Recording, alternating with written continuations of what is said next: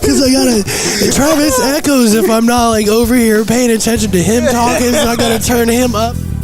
Quit messing with my knob. God damn.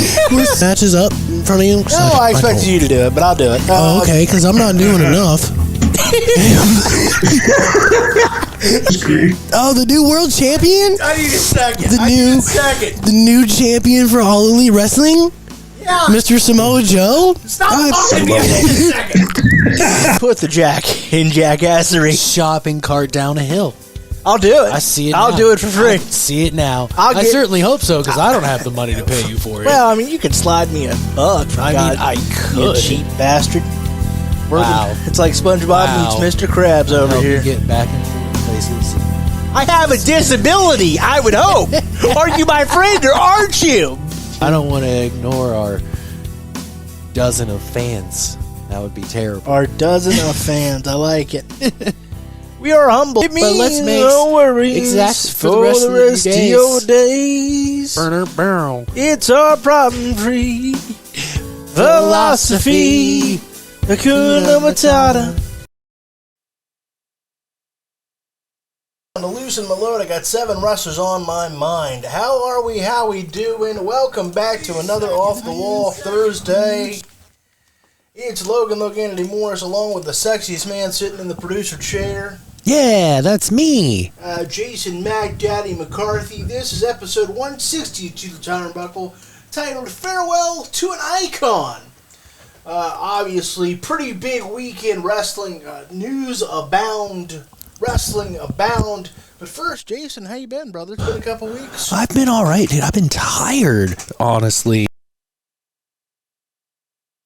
You know, tenured people at the shoot job has been a little sick the past couple weeks, so I've been doing extra stuff on Thursdays. So last week was a needed break for sure. Yeah. The weather kept us out of the studio the week before. Yeah, my father said no. I mean, that's cool. I don't blame him. I mean, he opened up the door and he went, yeah, I'd say no. And yeah. I'm like, okay. I mean, I totally understand that. That's cool. I was dressed and sitting at my kitchen table, and he opened up the door, he stared outside, and he goes, yeah, I say no.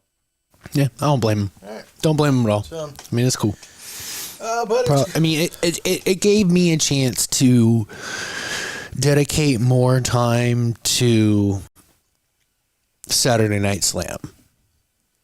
So we don't need to skip the show every time after a show because I have a workflow of how I want to do it now. It gave me time to develop a workflow just by taking that one extra day off. So it finalized my workflow of how I want to do things. By the way, Snapmare Productions on YouTube, ASWA Saturday Night Slam from February 17th. It's right on there. What we had Marcus Scott versus Mr. Mike Cody White. Yeah. We had Manson Crane versus Madman Fulton in Extreme Rules straight jacket match. The tag team titles were on the line between Jimmy Lee and JJ DeVille tag team champions, my bad, against the status symbols in a different mixture, Nick Brutal and Random Pain. Usually it's the bouncer. Yeah, I was surprised. It was pretty cool though. By his absence. And don't forget to check out what we posted on Spotify last weekend. It's the pre-show to that. You and our sometimes co-host Travis Napper breaking down the matches leading into Saturday Night Slam. All that is on the YouTube page as well. We're really trying to ramp this shit up, get it really professional, and as we said the word shit. Yes. I mean, it's fine. It's podcasting. I'm going to start going to indie shows. Why not? And introducing myself. There's one in Lancaster here in a couple weeks. So, because I'll be honest, Buckle Brigade, emails don't work. I got to go out and do the legwork now. We've emailed too many people, and we probably get lost in the shuffle because you're trying to book a gym or somewhere to wrestle, or in the case of coming up summertime, you got the fairs. So I get it. I'm not bitching that my emails don't get responded. I understand. We are in indie wrestling. We are at the very bottom. But I'm talking with our good buddy Adam, and we're trying to work something out. If I can work something out to where we're doing that and still getting money working with Adam, then cool. It gets us in the door with these places. If I can say there's a chance for me to make money outside of this, so you don't have to worry about it. Amen. $20 or whatever would always be appreciated, but that gets us in the door. In the door. But more details and stuff as I ramble will come. There's a lot of big stuff coming through, I think, for us this year. But definitely check out Saturday Night Slam. It was a hell of a show. I mean, it wasn't Revolution, but there's not much that has been. Revolution was something, wasn't it? Wasn't it? Wasn't it? It was, dude, like the best show I've watched in a long time. For the longest time. All right, let's talk Revolution again. This episode is titled Farewell to an Icon, episode 160 of To The Turnbuckle. Sting and Darby Allin defeated the Young Bucks to retain the World Tag Team Championships. Just a quick note on that. They were vacated technically at the media scrum, but certainly officially the last night. Yes. So that's just a quick note. All right, let's break it down. It's got the wrestling world talking, sometimes not talking for the proper reasons. There's been some critics of this match, specifically, the glass spot. People have had some issues with that, but I got to tell you, I want to start first here, and I usually don't. Bet. But I feel like it's a good time for me. I got to tell you, assuming this is truly Sting's last match, and I believe it is because he's getting off Old Tree one-offs, this goes down as the best last match ever, in my opinion. And you might say to yourself, well, Logan, what about Shawn Michaels versus The Undertaker? That was true for 8 years, and then Shawn Michaels had another match. Well, what about Ric Flair versus Shawn Michaels? What an emotional story. Yes, that was true for about 6 months, and then Flair went on the Hulkamania tour and had several more matches, and then went to TNA and had several more matches, and then had one more last match a couple years ago. And who knows, may wrestle again someday. You never say never. Well, what about the Boneyard match? That was cool, wasn't it? Well, it's not necessarily my cup of tea. It was cool, but it's not what I... Yes, it's called a match, but just because you call it a match does not a match make, to be fair. It's kind of like Banquet calling it, Salisbury steak. Is that really Salisbury steak? I mean, I don't know what's in that. It's a kind of Salisbury steak. That's all. I'm trying to give you the floor. Sorry. Yeah. Well, you get my point, though. So I think if this truly ends up being Sting's last match, and I believe it will be, this is the greatest last match I've ever seen. Because usually when someone has what is thought or could be their last match, there's always a moment or two where we go, yep, that's why it's our last match, right there. I mean, we all just kind of cringe and smile and appreciate the effort like a dog playing a piano. We don't fault the few bum notes. We appreciate the effort and the commodity and the history of whoever the performer is. There was never that moment for me when it came to Sting and Darby Allin. There was never that moment at all where you're like, I found myself going, it's a shame this is it. And I know some people are because I've talked to a lot of buddies about this match, and most of them are pretty receptive to it. But some of them are critical of the hardcore style of it because that wasn't Sting's way. And that's fair, but I reminded them that during his AEW tenure, that has been Sting's way. Because as is usual for guys that get older, they don't have the finesse they used to. You see more and more of those hardcore stipulations to hide some of that. It doesn't matter who it is. The reason that Terry Funk changed his style is because he could no longer be the catch-as-catch-can wrestler that he was in the 70s and the 80s. That's just, it gave him another life in this business to where he's a hardcore icon, right? So, I just think that people, some of them being a little too critical. Let's talk about it in depth. What'd you think of the match? What'd you think of the infamous glass spot? Flair, Sting both they were involved. Sting's kids, that was really cool, I thought. I mean, who gets to wrestle? And I know they weren't officially on the match card, but I mean, they wrestled their last, with their father during his last match, and they're not wrestlers. The Baker tuning in. We appreciate you. What's up, Baker? How you doing? Yeah. Let's get on our boogie Hi, buddy. shoes. Our boogie shoes, brother. And so what do you think, Jason, and you can let us know, Baker, what do you think of Sting's last match? We'd love to know.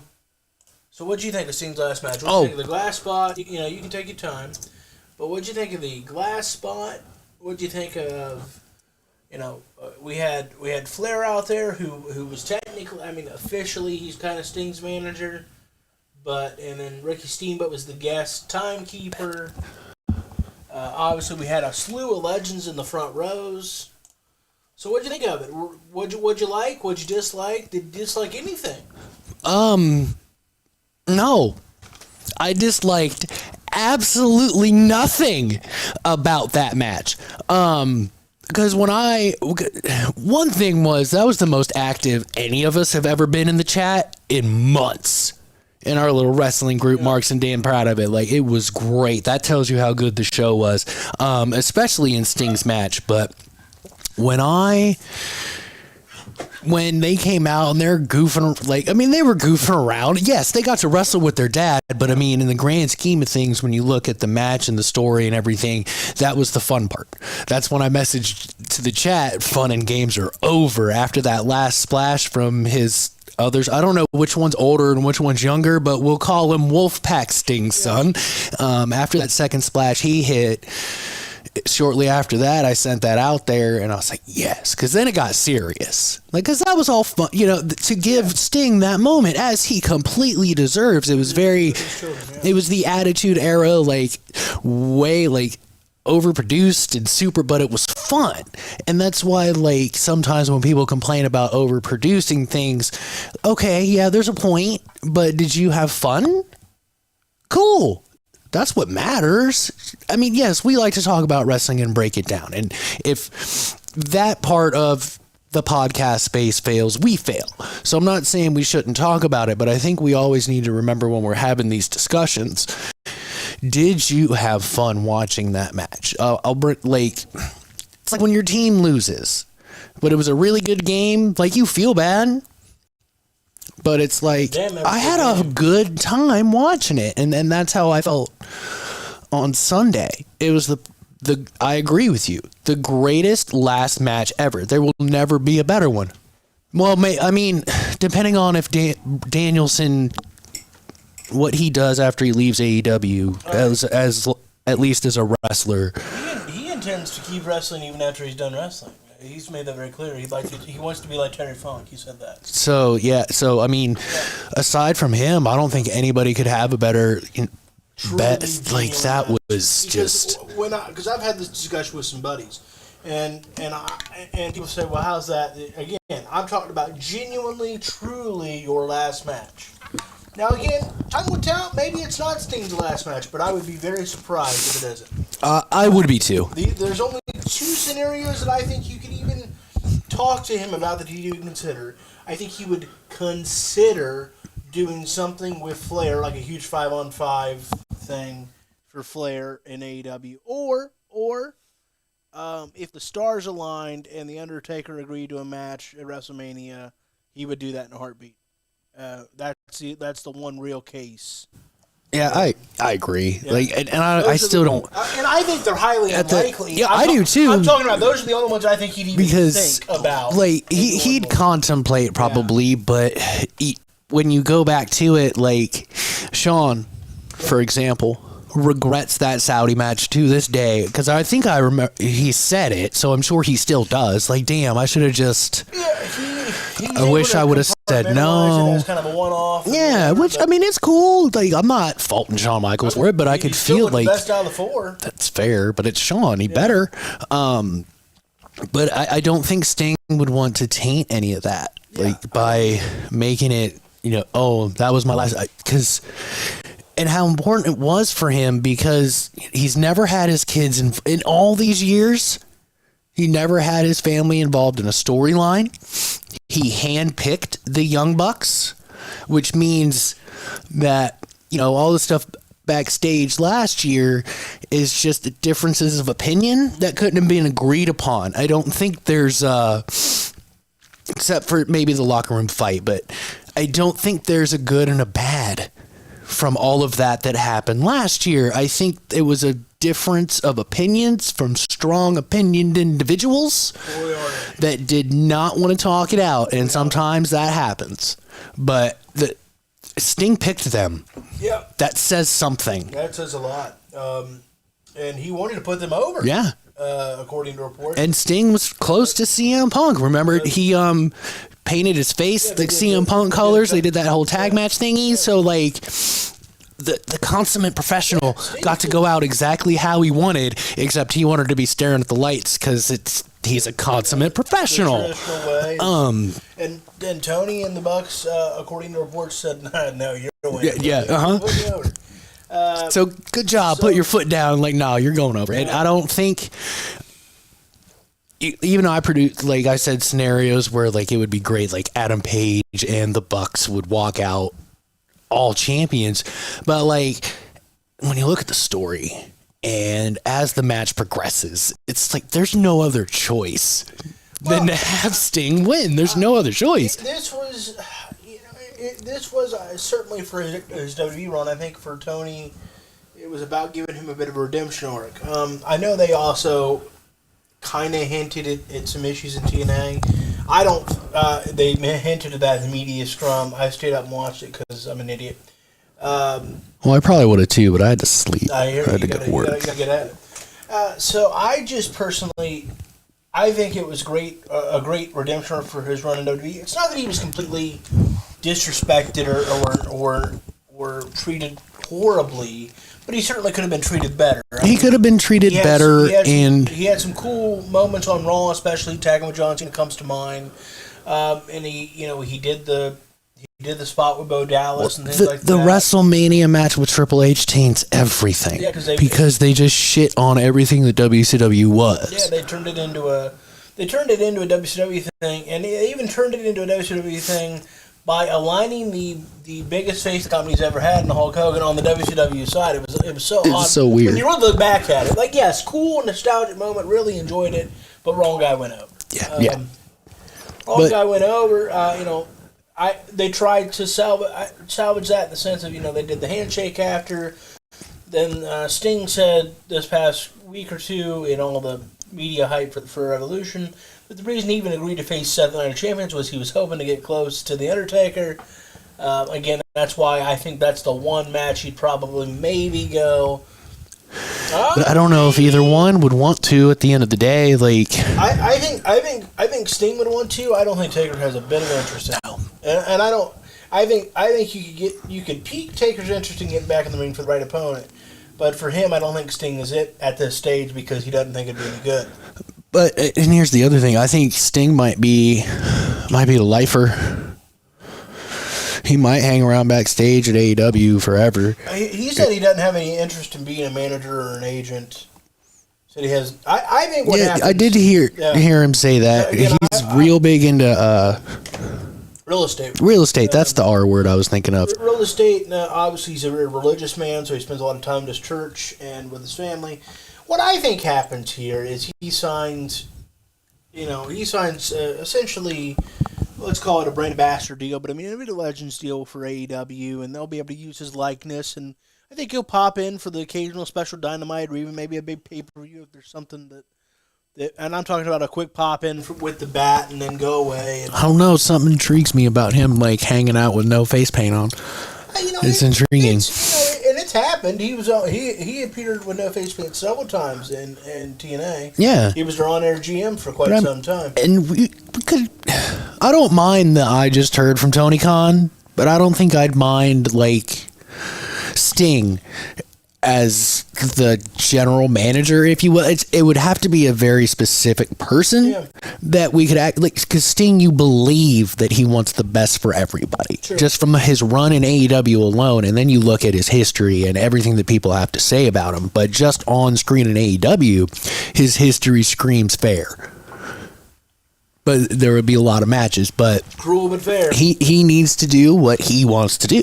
They said Tony and Sting, because again they touched on this in the media scrum. They said that Tony said he wants Sting to stay in AEW in some form, and Sting made clear. I mean, he looked right at the meeting and goes, "We've had no conversation about this, but I'm more than willing to have one." You know, but he said, I have no interest in being a manager or an agent, or he said that's not what. Even though really what you've done for Darby is manage a whole lot. But could you imagine him and JR on a call at All In?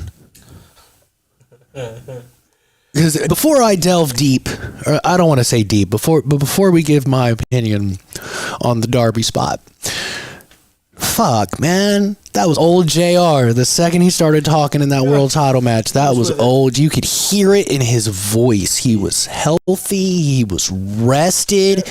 I was like, oh, yes, this is about to be sweet. And it was. And he just signed another... yeah, I saw that. But as far as that Darby Allin spot, I had no issue with it. I had no issue with AEW kind of warning you with if anything flies into the crowd. Like, every company does that. You have to protect yourself. So fucking wad. Like people were grasping at straws to try to bitch at this company for, anything. That was the craziest thing I have seen since The Undertaker threw Mick Foley off the Hell in a Cell.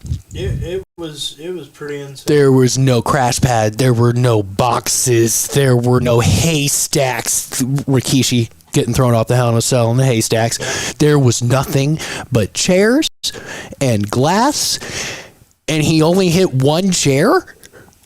Like, out of all 6, he hit one. But he hit all that glass. Yes, he did. He hit every bit of that glass. He was like, damn. It's the craziest shit. Did he put 2 under there? I have ever seen. All right, let's I wish they would have had 2 ladders, though. Like that. I guess I get it because they did use it later for the table spot and stuff. But that 20-foot ladder just seems so weird propped up in the corner. All right, so let me ask you, let's play devil's advocate here. Okay. What do you say to the folks that say that glass spot with Darby was completely unnecessary? Why?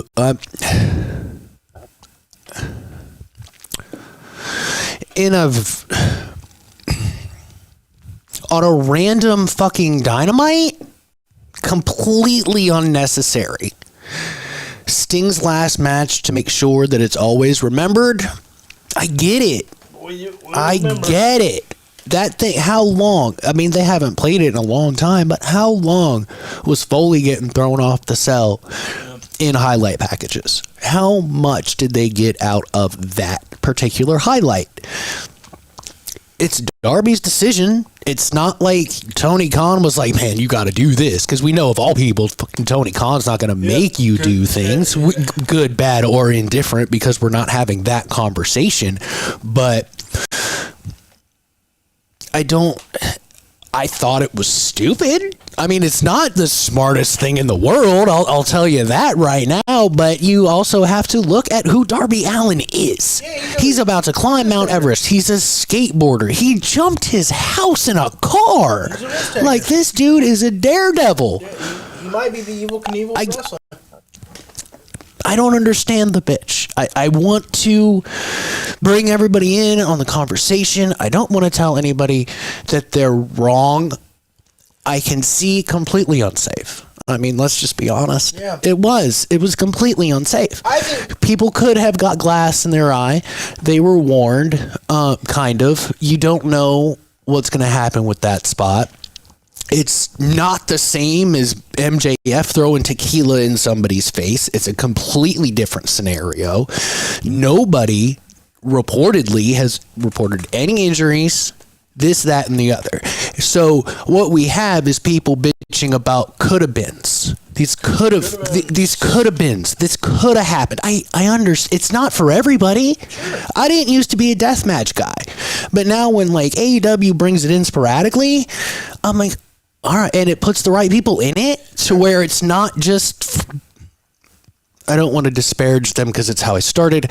Not just backyarders beating each other with weapons to beat each other with weapons. That's what I never liked. I enjoy the story, the reason, the professionals in there doing it.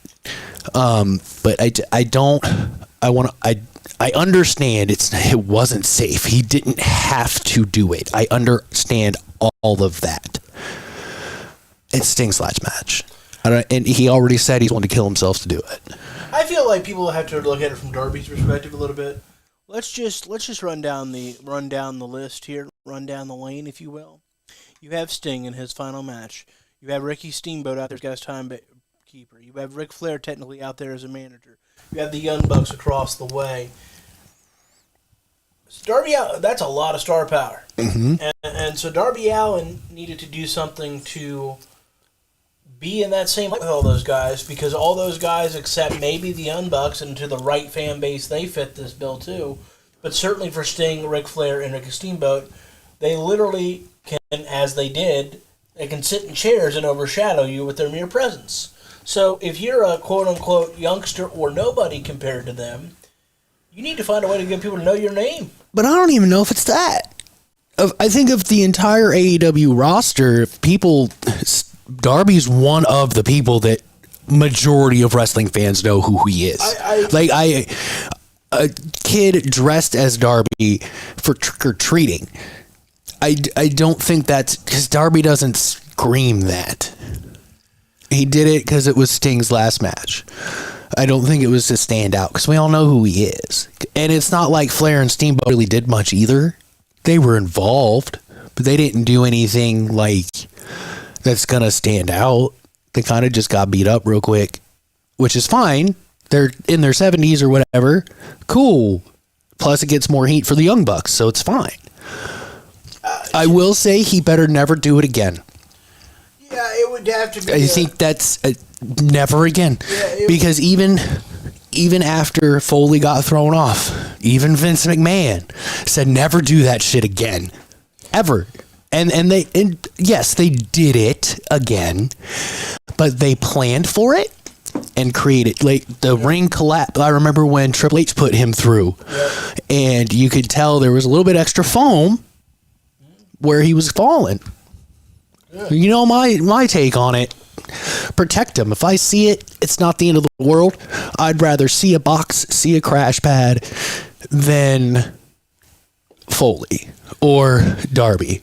But I mean, Darby's situation, you can't put anything out there. There's nothing. Yeah, there's not much you can do. He literally hit the floor because that one chair that got dented was not enough to slow him down. He literally smacked the floor. And we now know that there was an alternative finish planned in case he couldn't get back in. And people, like I said, people are kind of, I think, overly critical of Darby yet because he's Darby Allin. And what I mean by that is because he doesn't have the name recognition right now of a Mick Foley, of a Terry Funk, of a Jeff Hardy. Because how many unnecessary risks did those three men take? Well, I think about the forum days. I wasn't really into the forums when Foley flew off the cell, but if they were even a thing, because that was like 97, so internet was still young, but probably having the same conversation with friends, wherever. This is a new. This isn't a new conversation. It probably won't be. Hopefully, it's the last one with Darby in this spot. I've never seen somebody bleed like that. That was wild.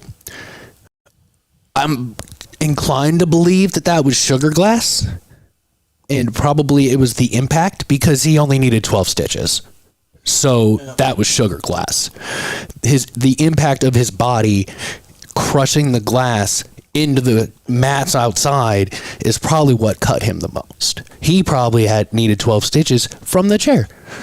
But not to harp on this, that from Sunday is a fine example of why CM Punk told Jack Perry to not use real glass, because Darby got... I'm just saying, I mean, you do you, man. I'm not bitching at either one of them. I see both of their points, but this kind of proves CM Punk's point, because Darby got fucked up on sugar glass. It's a dangerous and to some extent an unnecessary spot, but you know, again, it's out there trying to chase that moment. Everybody's trying to chase that moment.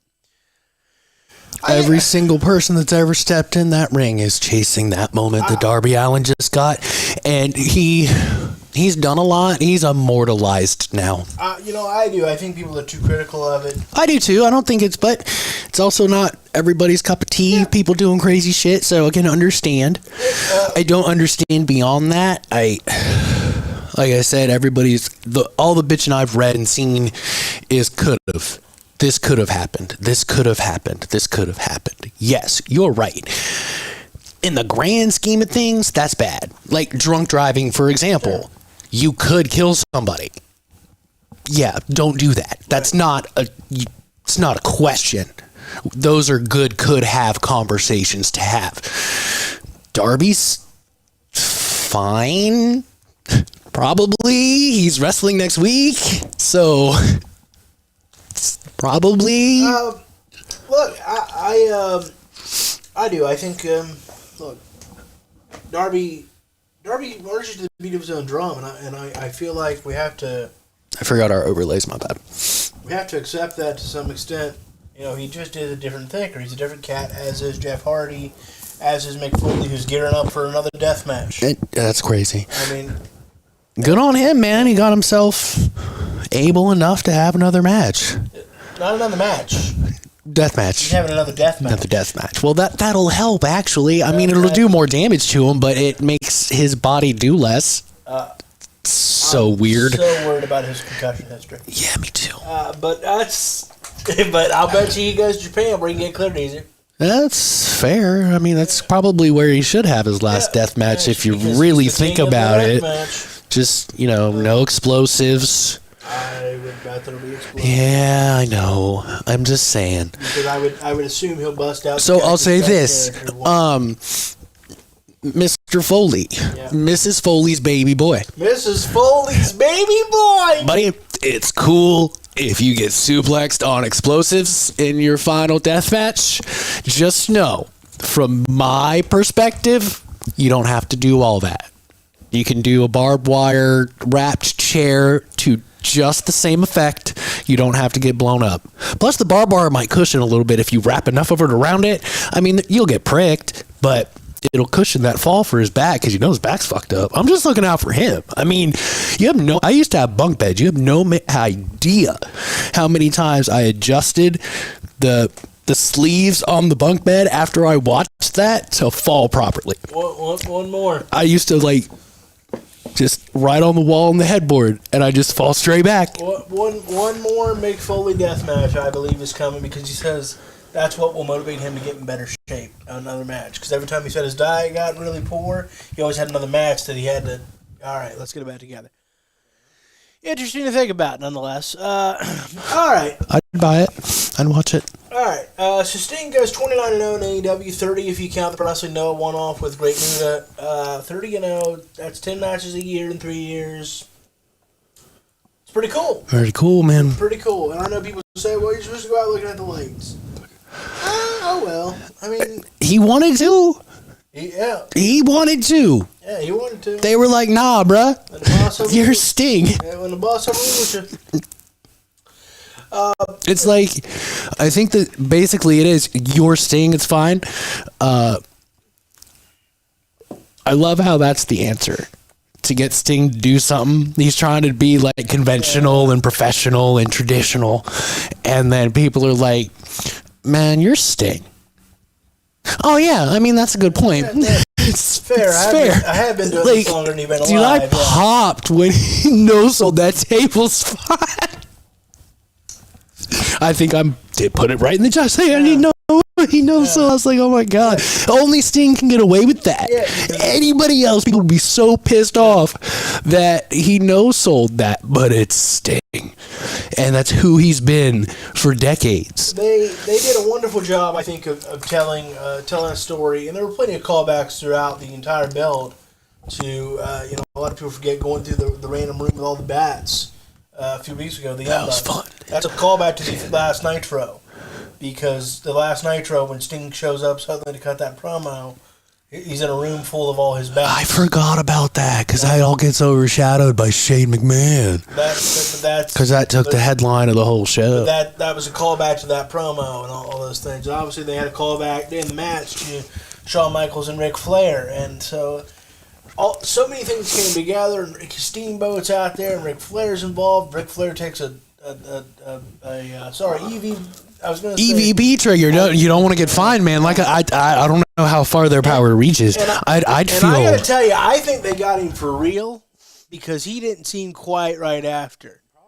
Because if you look, because obviously I observe anytime Flair takes a bump, I observe for a few reasons. Number one, that's Ric Flair. All right, it's the greatest in-ring player there's ever been in this business, bar none. Number two, we all know his health history. We all know his age, and if you notice, he rolled out that piece, and then as soon as that match was over, he said, "I'm going to the back." I think they tagged him for real, and I think I don't think they meant to. No, not at all. But I think it bothers Noggin because if you recall, I know they cut the speech off because they ran out of time, but one of the few things that Sting got to say before they started time queuing it was, is Nature Boy even still out here? Which he was not. He said, "I'll see ya." And maybe that was just don't want to overshadow Sting. I just thought about that. It could have been that. Could have been that. But it just it looked like they tagged him for real with that BTE trigger, which I'm sure he's fine with. I have never been so invested in what the Young Bucks are doing. I've always been cool. The Young Bucks are wrestling Penta and Rey Fenix or FTR, or those are guaranteed. Like, I'm gonna have fun watching this match. Now it's like, I love their all right. I love their announcement in the Tony Khan cadence. That was so great. I was like, do you see him try hard not to blink? Yeah. I was like, I don't even like the Young Bucks, but I love this. I want to know, was it Tony's idea or their idea to be like, hey, let's take everything they say about you and we'll just do it? And Tony was probably like, bet. But that's a good idea. I assume this is really Sting's last match for reals. Yeah, I'm gonna assume. I'm gonna go 98.5% that Sting will never step into a ring for a bell-to-bell match again. Now, does he have appearances? Sure, why not? Yeah. But this will be the last time he steps in the ring for a bell-to-bell match. Probably. Never said that. I was saying, I said 98.5%. That's pretty, that's certainly very sure, but there's a tinge. There's always a tinge in pro wrestling. Gotta love this sport. And if you're talking about Tom Brady, there's always a tinge in that, too. Yeah, never say never. With him calling games next year might give him the edge in 26. Probably. Watch him be the best fucking play-by-play ever, whatever. I got one more in me, fellas. I'll be so mad and so impressed at the same time. Like, you're just good at everything. So Samoa Joe defeated Swerve Strickland and Hangman Page. He tapped out Hangman Page, or did Hangman Page just tap because Swerve will never be world champion as long as Hangman Page has got breath pumping through those lungs. We should have totally had a Magnum PA side by side. Damn it. Why did we do that? Because he's a heel. I don't care. Let's have some fun. We could have quickly snapped a selfie, and it would have made the social media rounds like, the old looking into a mirror. And I'm telling you, it'd be the most viral picture AEW ever took. And you know I'm right. You know I'm telling the gods. I mean, it would have been cool. I'm not lying. I saw some people bitching, like... About? How could people insinuate that that's why he would give up? Because of the story they told. You know who said that? Bleacher fucking Report. Are you serious, dude? Like, if you think about it, it makes sense. Yeah, you're in there. Majority of the time, you want to be the world heavyweight champion. But over and over and over again, people at the top of the card... to stay at the top of the card when they're not champion, have to focus on something else. Adam Page's hatred for Swerve Strickland at this point in time is more important to him than him holding the world championship. That speaks to his hatred of Swerve Strickland. It's not... Oh, he gave up. There's more to it than that.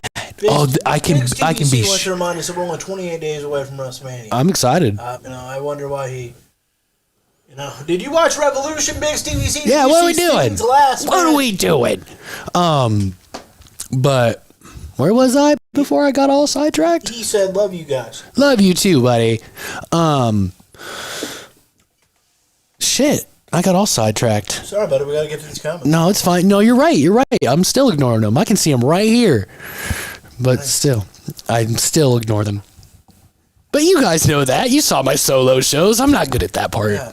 So, Steve, did you watch Revolution? If you didn't watch you? Revolution, why didn't you? I thought it was great. This was everything you ever wanted to pay-per-view. No, it's been clear that Heyman had a page, and I love the story, by the way. People say, well... That's what we were talking about. Him tapping out just so Swerve couldn't win. In his brain, it can go... Especially... All right. For people that have ever been in a shoot match where you are literally trying to beat someone... Blood sport! Well, not quite that. But... All right, act like I'm an animal. Maybe in some circles. Me and my friends, no punches to the face, no fish hooks, no low blows. Everything else was fair game. Oh, Bloodsport, they do that every year, right? Yeah. I got nothing against it. I'm just saying we had different... Minoru Suzuki's doing it this year. Oh, my God. Somebody is gonna die! Murder Grandpa at Bloodsport's gonna be great. So sometimes you get caught. Sometimes it's better to just say, all right, I'm done. Especially if you don't want somebody to win the title that's in a match with you. Real quick in your brain, you're going to be like, fuck this. I'm out. Because you get caught, man. To hell with Swerve. To hell with Swerve. Because Adam Page is not a baby face. It wouldn't make sense for him to hold on for dear life and try to keep wrestling. Yeah. Yes, the world title is involved, but he's a heel. Yeah, he wants the world title, make no mistake, but it is second tier right now. It is secondary right now to Swerve not getting it. Swerve Strickland, damn it. By the way, I want to point out, folks, I was being facetious about the fact that I'm excited about someone dying. Not really excited about the death. I'm excited to see how hard to get hit. Just want that to be clear. It's going to be legit. He's going to knock some poor bastard on their ass. Because he's a sick man. Yeah, it's fine. I mean, what wrestler isn't? You're right. Look, I agree. So, folks, when you tell me AEW doesn't tell stories, first match is story, second match is story. There you go. The third match is a story in and of itself. It might be match of the year. It is match of the year in AEW. I watched Danielson versus Okada this year, and I'm going to give that the slight edge. They were magical. Mm-hmm. They were magical. I'm going to give that the slight edge, folks. But this is, Will Ospreay. Well, let's not skip too far, because we only talked about the finish, but we didn't really talk about how good the match was. Oh, it was a one. That match was, I thought it was very well done, where, sometimes you'll see guys pair off, and one dude just chill, and then they switch that out. Camera went out. That's fun. Well, luckily the audio is that's fine. Here, we'll fix that in a second. And I love how that looks. Actually, I know. It's pretty sweet. Go ahead, keep talking. I'll fix it. It's really kind of sweet, though. You can say what you want, but it's kind of sweet, isn't it? I like all the graphics, but I gotta fix it. It kind of looks like if we played the dinosaur game a little bit with our stuff. The dinosaur game on the internet, when it goes out, you can just. But I agree. I thought it was a great match. Samoa Joe retaining the championship. I want to say I called that. Just want to point that out. I did call it. I know that it's almost time for Swerve Strickland to be a champion. I get that. But I thought he's got to be a champion during a one-on-one contest with Samoa Joe. That's how that ought to go. Not Hangman being around to have any issue or trouble. Any of that. None of that. Yeah. All better. Sorry, Buckle Brigade. Just a quick fix. Just a quick fix indeed. And so, for me, I'm glad they didn't pull put the belt on Swerve right now because he deserves that in a one-on-one contest. One more quick fix. I can do that pretty well as I sip on this fine coffee. Thank you, sir, for your coffee and your hospitality. Look, I really did. I enjoyed this match to the utmost. It deserved a main event. The only reason it didn't, obviously, is because of Sting. But it was solid. It was everything you want in a championship match. Samoa Joe is one of the baddest mother lovers on this planet. I am quite sure of that. If you don't love Samoa Joe, I don't care about your company tribalism. Something's wrong with you. Right? But back to how he was wrestling the match. Back and forth on both of them. Like, I'm like, yes. That's how most triple threats should go. Like, when the champion, like, not everyone should be doing that, but the champion should be. The champion should never be resting. Buster wants to murder somebody almost as bad as murder Grandpa Minoru Suzuki does. But it's fine. Probably. I wonder if Suzuki was Buster in another life. Maybe. They have the same temperament. I love watching Suzuki. It's great. I really do. You know he's like a free agent now. Oh, yeah. I forgot about that. Tony, make the call. Maybe he doesn't want to. I don't know why. It's not like he couldn't go out and do shit anyway. Tony lets you kind of do whatever you want. Just don't miss my dates. Go ahead. I would turn him to the Kota Ibushi deal where he comes on in 3 or 4 times a year. Yeah, that'd be cool. Yeah. Right, Buster? Yeah. Somebody must be looking at the house for sale next door. Awesome. Well, I think anything else on the triple threat? It was a great match, but it does kind of get overshadowed because it's sandwiched in between these two. Which is another good reason why you don't give Swerve Strickland that historical win, because it's just going to get overshadowed by Sting. And after last night, the crowd's it's the Cody factor again. I'll tell you when I give it to him. I hold off and I give it to him at Wembley. That'd be cool. That's as big as you can get right now in AEW. I would do it at Wembley. Unless he wrestles Joe at Dynasty. I don't feel like he will. I think that's Wardlow. Yeah. I hope it's Wardlow. Because you can't, I don't know if we can end Joe's reign yet. And you can't do it at Forbidden Door because that'll be a New Japan guy taking on Joe, I very much assume. At this point. So, Wembley. Yeah, I think Wembley's the way to go. Yeah. Plus, it's the biggest stage you can get on. It's the WrestleMania. Yeah, it's their WrestleMania. So, yeah, I'd say give it to him at Wembley. That would be my.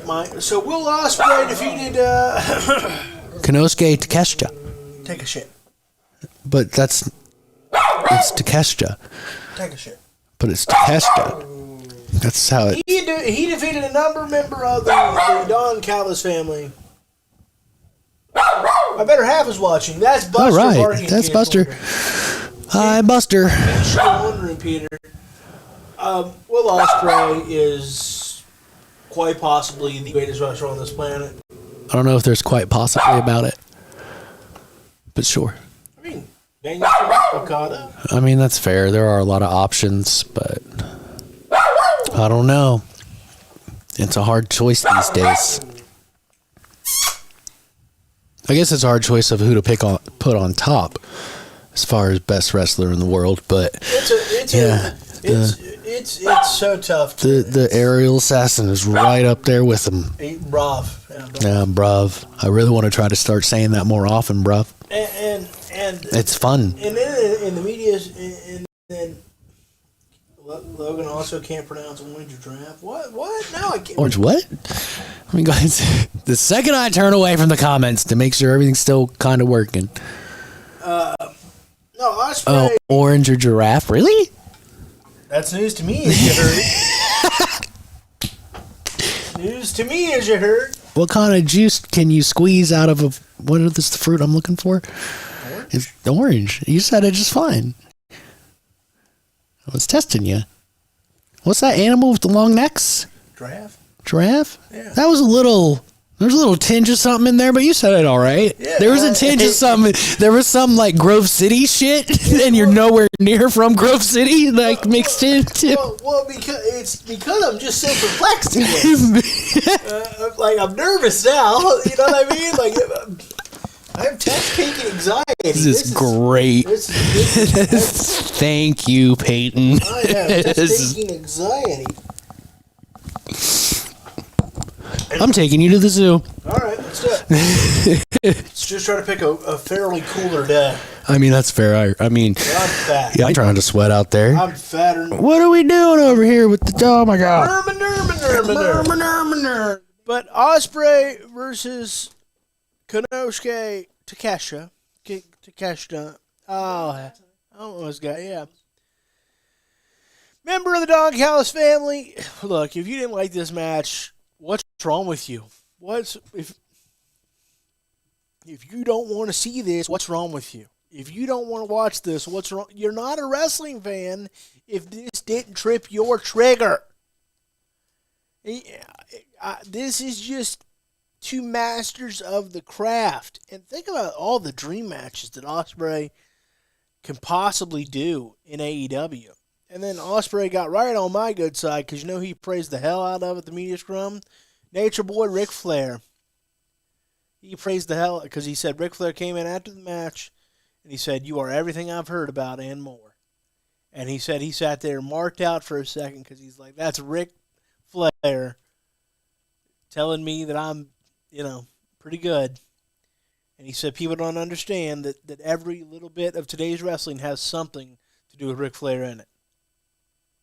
And I'm like, Ospreay, we're on good. We're good.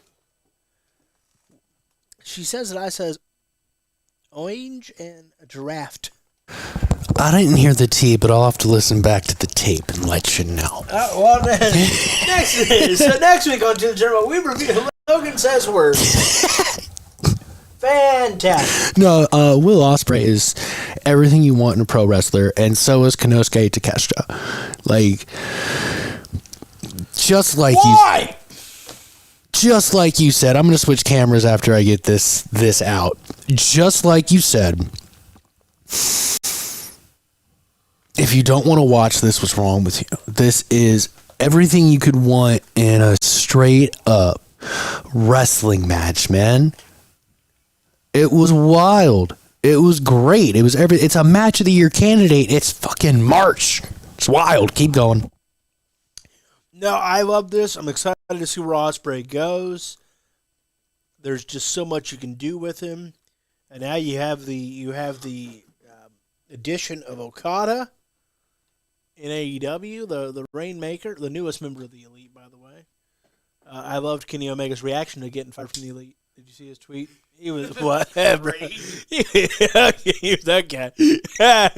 That was just such a all right. See you next week. Never thought I'd say I miss Kenny Omega, but now I kind of miss Kenny Omega with that. Maybe we can get. We're gonna cook this summer. Yeah, we're gonna cook this summer. We're gonna cook. Got a lot of emotions to draw from. I think this could get pretty awesome. Yeah, we're gonna cook this summer with Kenny Omega and the fellas and the boys and all that.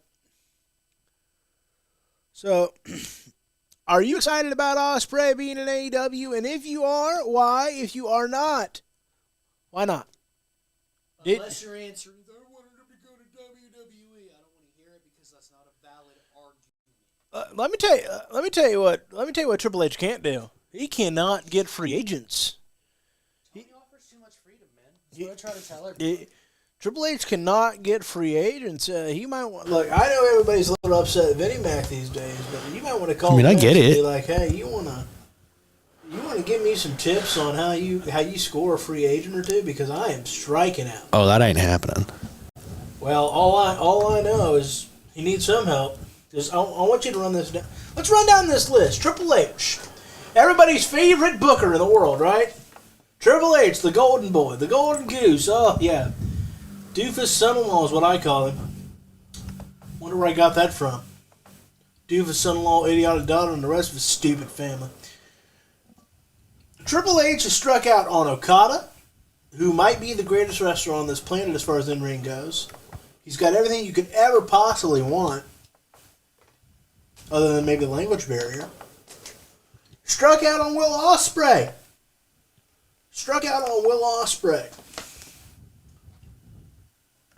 We live in a world where Ric Flair's in AEW and Triple H is running WWE. How does that add up? Who else has Triple H struck out on? Reportedly, he struck out on Sasha Banks. Yeah. We'll see what happens in business, but We can all pretty much assume. it seems very likely. Nothing's there until it's there. But Triple H is striking out on free agents. I mean, he is. I don't know who's moving quicker, Vince selling stock or Triple H striking out on free agents. Apparently, this man can't sell for beans. I think it's a little more than that. No, this is my I'm putting down Triple H segment, so even if you're right, I don't care. Oh, Yeah. fair. But, I mean, I'm still going to have a rebuttal. I appreciate that. Triple H, you suck at your job. Wow, You that's suck at your job. a little far. And if you're running things I within disagree. 5 years, we are in trouble. I disagree. I think it's going to be fine. It's gonna be fine. They'll live. They'll survive. They're the WWE. Of course they'll live and survive. But this guy is going to drive us into a damn ditch as sure as I have cerebral palsy. He will. He will. Triple H doesn't know shit. That's better. He does just fine. He doesn't know a damn thing. I think you're being a little harsh on Hunter Hearst Helmsley, sir. I have a lot of people be harsh on people I like, and no one wonders how I feel about it. So I'm not wondering how people feel about it. I'm just saying you might be a bit harsh. I'm telling harsh. You, if he's running things in the next 5 years, we are in a ditch. It's fine. We're in a ditch. He's not that bad. He's miserable. He's not. He sucks. He's not. He's got small testes because he took steroids. I don't know that for That's sure. probably true, though. I don't know that for sure, said though. probably. You said probably, but I don't know that for He sure. allegedly took the roids. A lot of guys allegedly took the roids. Sting admitted taking roids right there at the media I scrum. mean, It was good stuff. He said sure I stopped did. in 1990. See? Because someone brought up Ultimate Warrior to him at the media scrum, right? He's trying Yeah. to Blade Runners. He goes, frankly, he said, God rest his soul, but we needed to get away from each other. We were going to kill each other. Fair. He said we were two roided up young men, and it was going to get ugly. Sounds about right. I mean, what are you going to do? That's a man who's retired, folks. He Look. said two roided up young men, and it was going to get ugly. There's a long list of people that have used performance-enhancing drugs in pro wrestling. All right. I'm not going to... Triple H should use them to enhance his mind. He does just fine. Well, except for a few things. Naomi was a champion, and now she's getting pushed to the back of the line. What, is she going to rock herself into the middle of somebody's storyline? We got stories going on for the same reason why we bitched about Cody, about The Rock trying to push Cody to the side. I'm just like, we can't just... I can, actually. Just interrupt all the stories. I can't. Look. I appreciate but this is I'll play devil's advocate This is as much and your show as mine. say that how you bring in a free agent while always AEW doesn't do a good job. Okada was a good job. God, it was a good job. Brought him into a current storyline without derailing anything. Now, if you go, he failed to do that. 100% agree with you on that. Triple H sucks. But I mean, that's your opinion. It's fine. If it wasn't copyright claims, I'd wear a T-shirt. I'd make one said Triple H sucks. But I get it. Maybe if you undercase them all, Maybe it might be all right. If you're not selling them, what are they gonna do? a little 101 for me. Yeah, You know? I just want it for me, Yeah, like everybody else. Because I'm on a crusade to prove something here. What am I proving? Well, you go. That you're ridiculous. Well, I've been ridiculous since the day I jumped out the womb. That's probably fair. I mean, I couldn't even be born correctly. I had to do it a little differently. You said it on me. My lips to God's ears, but that's the truth. If I tell you it's going to rain, you better bring your umbrella.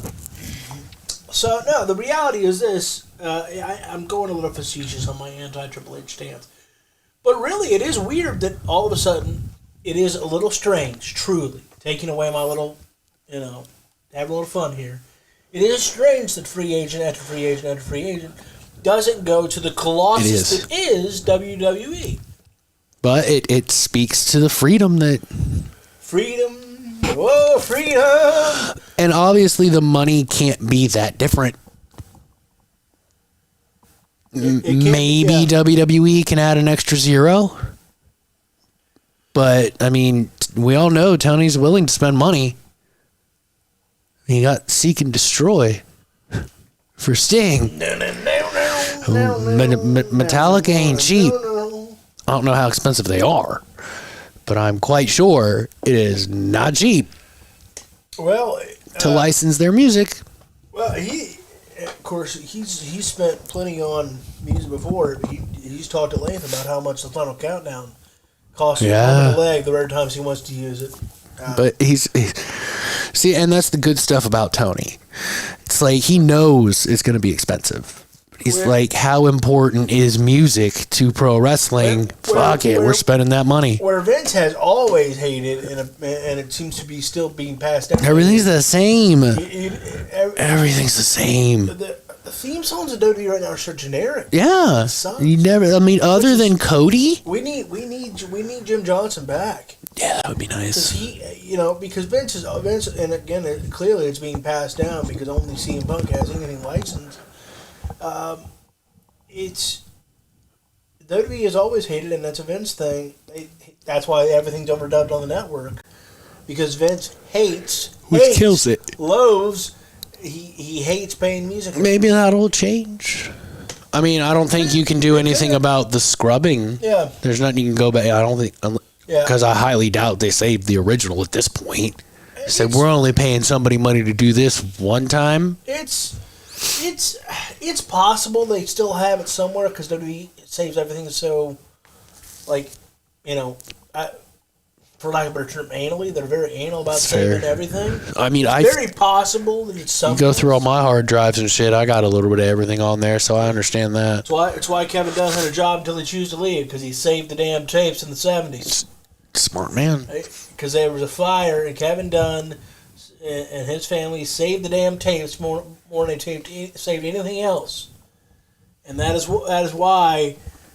And Vince Sr. put him over to Vince Jr., and that's how that relationship started. It's wild. Save the damn tape, pal. Save the tapes. Good shit. Good shit. Pal. Timeless Tony Storm defeated Deonna Purrazzo.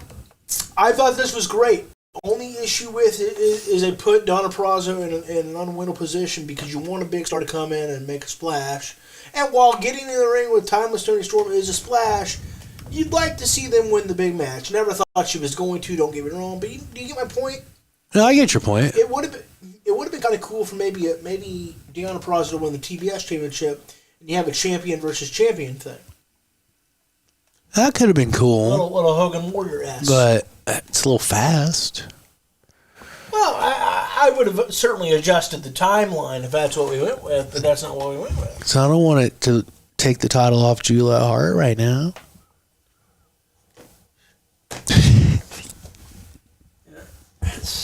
What'd you think of this match? I thought it was really good. And where do you go with both women now? Well, I think Timeless Tony Storm's reign is going to end when Sasha shows up. Well, that'll suck. I think it'll be fine, but okay.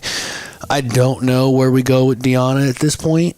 I mean, it was kind of screwy, so they could do another match if they wanted to and hold off on the Sasha Banks stuff. I wouldn't have a problem with that because there wasn't a clear winner, and Sasha can have a couple of she can have a few to bring Britt Baker back on fucking television. Yeah, that's why I wore the shirt, because if anyone can bring, unless she's still hurt, if anyone can bring her back and you can instantly throw her with somebody, it's Mercedes Moné. Hopefully Jamie Hayter comes back soon, because this is I think it's still far from perfect, but let's not act like WWE's booking of the women is perfect either. But it's a start. It's been I'd say almost a vast improvement where we were 6 months ago. It tells me it's more than Mercedes coming in. Brittany's healthy, Jamie's healthy, they can come back and get involved. Because I don't know if you remember, I don't know if the Buckle Brigade remembers, but I remember when Jamie Hayter was AEW Women's World Champion. She was the chosen one for the women's division. I think the women's division would be in a different spot right now if she would have stayed healthy. The crowd picked her. They loved her. They turned her face. It's true. I think that did a lot of harm. That's true. So I'm excited for it. My only question for all these things is, as it always is right now with AEW, and we had this similar conversation about WWE a few years ago, especially pre-pandemic, is where does all this TV time go? The roster is so vast, and I mean you actually have 3 shows, and we're glad, but there's so much. Rampage needs a better time slot, and I think the women take over Rampage completely. Maybe you throw out an angle for the men, just with a big name or something, a continuation from Dynamite to Rampage to Collision. Something like that. Get people to tune in, but I think Rampage is a good start. And then you're moving everything around a little bit because you give them a little bit more time. Because Rampage is low key good. Like, it has good matches if you can stay up that late or you have time to watch it the next day. They are good matches on Rampage. So now we can do what they're doing with Dynamite, mix in some more backstages. I don't think we need to mix in a lot of whole in rings. I'm still those are all right sometimes. I think last night was a prime example of when the in ring goes really well. I think Monday is an example where it starts good and then goes off the rails. Same with Friday. I think it started good and then went off the rails. We'll get to that. Oh, I know. I'm trying to because I'm not. Oh, that segment on Monday sucked. No, I'm not. There's parts that I liked, but we can get to that later too. And the same thing with SmackDown. There's parts that I liked, which it's fine. And we'll get back to AEW, but this is why I give AEW and to an extent WWE a little bit of grace. It doesn't have to. It's not going to be perfect. The idea that every wrestling show is going to be perfect, that every TV show you watch, every episode is going to be perfect, the idea that every movie you go see is going to be perfect pisses me off. Enjoy it for what it is. You're allowed to go, I thought I'd like that better. You're allowed to criticize. You're allowed to go, maybe they could have gone this direction, that direction. That's what has built podcasting. I'm not saying don't comment on things and don't have an opinion. I'm saying have an opinion and see why. See why. Totally off subject. Halo's a great example. The show Halo's a great example. He's always out of the suit. Okay, yeah, once he gets to the fucking ring, he's going to be in the suit for the rest of the show's existence. This is telling us how he gets there. They showed it in the fucking season finale last year. It shows us how he gets to that point. Some random dude wants to save everybody? No, he's got to build fucking relationships. Just like wrestling. You got to build relationships. You got to build rivalries. Sometimes they work. Sometimes they don't. How many shows have you watched where, I thought they were going to follow that up. Maybe they didn't. Yeah. Marvel's a great example. Kang's not getting followed up anymore for the main reason he beat women, or at least hit that one. I don't know anything further than that, but it's we need to pull back. We don't need to lower our expectations, but we need to have actual civil discussions. I didn't like that. I've been fighting with people for years. about this same shit. And you probably will, yeah. And I'm speaking into the ether, but it's like it doesn't have to be perfect. Just like we talked earlier, were you entertained? I was entertained with Timeless Tony Storm and Deon Purrazzo.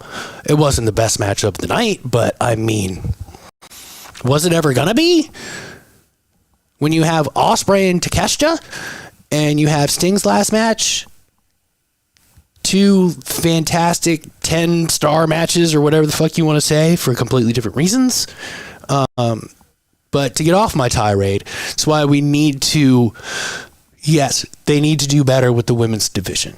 Yes, women need to get better. Yes, they need to be more featured, but we need to make those comments in a constructive way. Like the Maxine situation. You're allowed to boo. It's when it gets nasty. That's the problem. You're allowed to not like something. It's fine. Well, but when it turns nasty, especially in the mob mentality of a giant arena or social media, because that becomes mob mentality as well.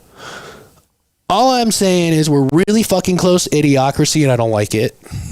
Well, if anyone's seen that movie, you know what I'm talking about. I think when you mentioned you talk about the Maxine Dupree deal.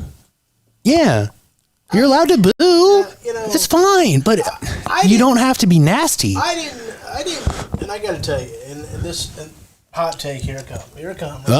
Trouble. Like EC3 back in the day. Remember that theme song? Trouble, trouble, trouble, Mm-hmm. trouble, trouble, trouble, trouble. And, I didn't understand your guys' hubbub about all that. Like, I'm not saying it wasn't rude or nasty, but I'm also like, they paid their ticket. Well, no, you're allowed to boo. There's no reason to be nasty. There's no reason, especially at a house show. Like, come on. That's where wrestlers go to learn. You're allowed to boo. I'm not saying that. If it was a bad match, you're allowed to boo it. That's okay.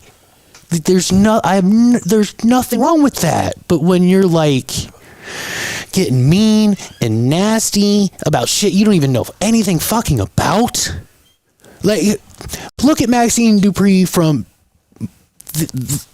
Monday or the last time you've seen her wrestle. So when she first came here, it's been a vast improvement. I don't always I try not to reference Busted Open, but it happens. Bully Ray said it took him 20 years to figure out the wrestling business. 20 years to be like, yeah, I think I got this. That's probably the average. She's been here for 3.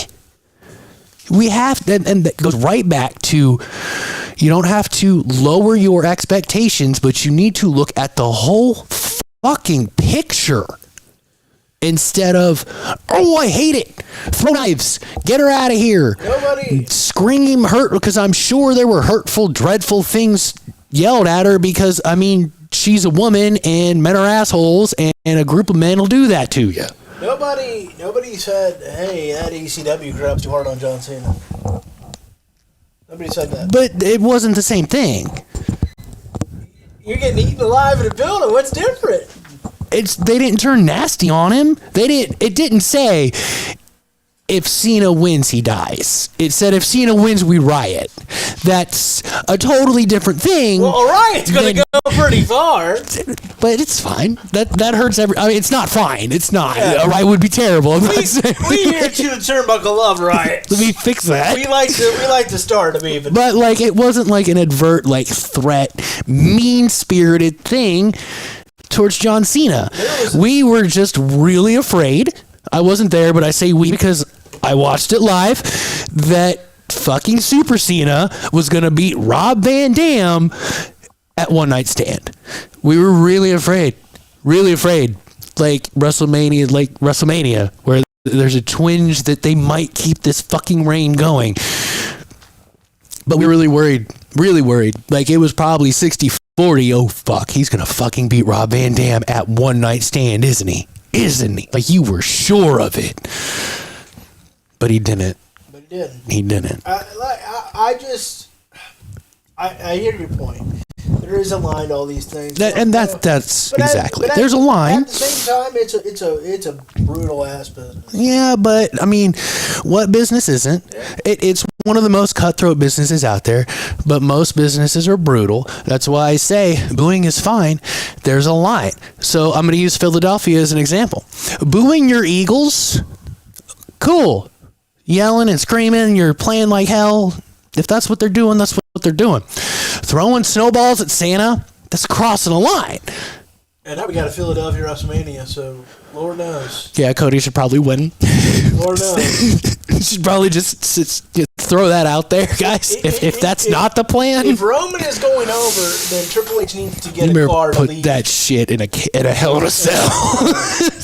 If Roman's going over, Triple H better get in his car and leave before the event's over. God. He better Yeah, just drive back to the hotel, bud. it's wild. It's a bad decision. We, of course, will make our WrestleMania predictions here in a couple weeks. Yeah.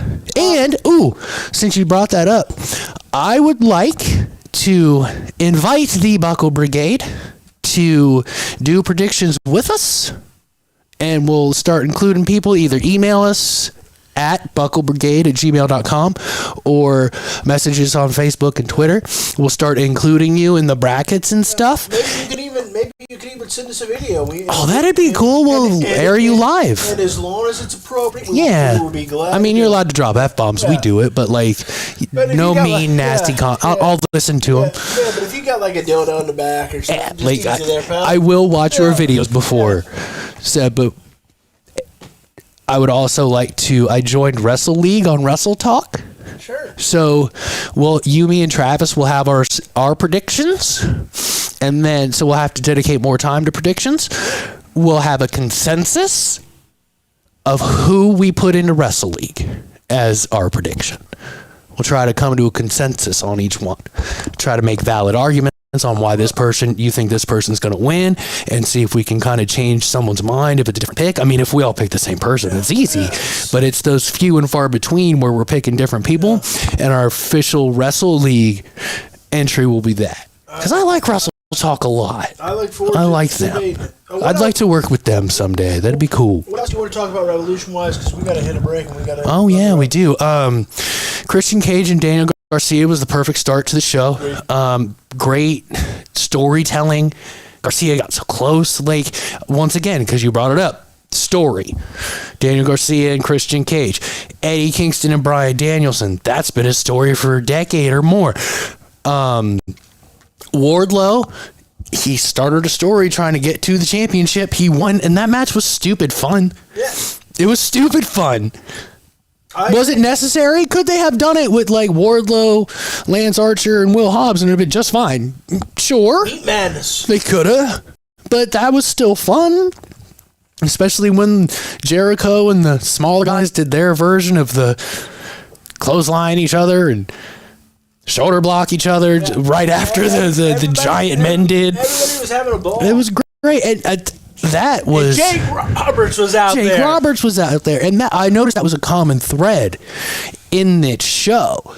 You could see them having fun. And how many times have I said it? When they're having fun, it translates to the screen. It does have This show seemed like a love letter to pro wrestling. It was. It really feels like it. I feel... One thing I'm proud of about this pay-per-view is whatever your persuasion of wrestling is. It was there. Because it's like music, right? Music is all music, but you have your favorite genres. And it was a sandwich. It was like more sports entertainment, AEW style, at the beginning and the end. And then everything else kind of, you got your triple threat match, you got your strong style, you got your women's match, you got your fucking old school 1974 Atlanta Championship Wrestling between Blackpool Comic Club and FTR. That one was Rolly, boys. You got your like new age technical high fly style with Strong and Cassidy, which was fan-fucking-tastic. Who knew you could break someone's back? Like, I thought I had seen Roderick Strong do the backbreaker from everywhere. I was wrong. Turns out that's there were true. 2 or 3 that I had never seen before. Which means he's got 12 of them. Probably. I like that run. It's going to be great. But yeah, it's the most fun I've had watching a wrestling show at home in a long time. And I'm not saying I haven't enjoyed the pay-per-views or the premium live events on WWE's side, but it was so fun. I just had fun. I even told my boss the next day during check-ins for the shoot job. I told him all about it. He was like, "How was your weekend?" "Oh, well, this happened, and Sting retired, and dude dove off glass." Like I've told everybody, everyone I've talked to about it. I haven't had this much fun watching wrestling in a minute. Whatever. It's always cool. I love it. I watch it all the time. It's good shit. Ow. More often than not. Ow. But that was just fun. I thought it had everything you could ever want. Not every match was for everybody, but there was something for everybody on this card. Whatever your, again, because wrestling's a lot like genres of music. Yep. Maybe you're not a hip-hop fan, so you don't listen to hip-hop. All right, well, there's something in here at your rock station. Yeah, I promise you. because strong style isn't for everybody. Deathmatch stuff isn't for everybody. Nope. It's sports entertainment isn't for I everybody. mean, this is me. That's me. That's wrestling. All of that. Yeah, it was great. It's all of it. It's like, this is what have we said about AEW for so long? It's a buffet. It's a buffet of wrestling. You just gotta watch it. Yep. All right. So what we're going to do is we're going to hit a break, and then when we come back, we're going to talk Hall of Fame. We're going to talk the latest Vince news. We're going to talk, because we're going to run those ropes, we're talking the latest Vince news. We're going to talk about when WWE's going back to Saudi Arabia. We're going to talk about the Sammy Guevara, Jeff Hardy situation. We're going to talk about The Rock. That's right, Dwayne. And again, we're going to touch on the latest inductees into the WWE Hall of Fame. So we're going to take a quick breather. We'll be right back. Don't move a move. Plenty to discuss. Again, Hall of Fame, Vince, Saudi, all that and so much more coming up right here on To The Turnbuckle, a Snapmare and Bruzernation production. I'm losing track of the knobs here. Sorry. Because I gotta, Travis echoes if I'm not like over here paying attention to him talking, so I gotta turn him up. Quit messing with my knob. God damn. Matches up in front of you. No, I expected you to do it, but I'll do it. Oh, okay, because I'm not doing enough. Oh, the new world champion? I need a second. The new champion for All Elite Wrestling? Yeah. Mr. Samoa Joe? Stop talking to me. I need a second. Put the jack in jackassery. Shopping cart down a hill. I'll do it. I see it I'll now. do it for free. I see it now. I certainly hope so, because I don't have the money to pay you for it. Well, I mean, you can slide me a buck. I You could. cheap bastard. Wow. It's like SpongeBob meets Mr. Krabs over Help here. you get back into places. I have a disability, I would hope. Are you my friend or aren't you? I don't want to ignore our dozen of fans. That would be terrible. Our dozen of fans. I like it. We are humble. But let's make no worries exact for the rest of your days. Burner barrel. It's our problem-free philosophy. Hakuna Matata. I'm losing track of the knobs here. Sorry. Because I gotta, Travis echoes if I'm not like over here paying attention to him talking, so I gotta turn him up. Quit messing with my knob. God damn. Matches up in front of you. No, I expected you to do it, but I'll do it. Oh, okay, because I'm not doing enough. Oh, the new world champion? I need a second. The new champion for All Elite Wrestling? Yeah. Mr. Samoa Joe? Stop talking to me. I need a second. Put the jack in jackassery. Shopping cart down a hill. I'll do it. I see it I'll now. do it for free. I see it now. I certainly hope so, because I don't have the money to pay you for it. Well, I mean, you can slide me a buck. I You could. cheap bastard. Wow. It's like SpongeBob meets Mr. Krabs over Help here. you get back into places. I have a disability, I would hope. Are you my friend or aren't you? I don't want to ignore our dozen of fans. That would be terrible. Our dozen of fans. I like it. We are humble. But let's make no worries exact for the rest of your days. Burner barrel. It's our problem-free philosophy.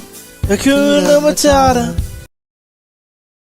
And welcome back, everybody, to another edition of To The Turnbuckle. If you missed the first hour and change, we broke down Revolution in full force. Talked to Sting. Talked a lot of things. Talked the World Heavyweight Championship match. Talked about the future of some of the roster and what that might look like as AEW's roster continues to expand and get bloated. And I haven't even mentioned Ric Flair on this show yet this week. And you know what might happen to him. Yeah, you mentioned him because we talked about the main event at Revolution. But I mean, we haven't as far as his thought about future, where he yeah. might go, What he might be do, doing is yeah. probably the proper way to say it. But but coming up here in just a second, we're going to talk the Hall of Fame. We're going to talk Vince, Stella Elmore stock. We're going to talk WWE going back to Saudi reportedly. We're going to talk AEW suspending Sammy Guevara. But before we get to all that, Jason McCarthy's got some things to tell us about. Look, man, when we get to this point in the show and we got to run them ropes, sometimes the coffee's not enough. You got to reach for our friend here, Dubby. Visit WGG.com. Use that coupon code BUCKLE to save 10% on every order. This flavor is Galaxy Grenade. It's absolutely fantastic. Look, I'll drink it for you right now. It's refreshing.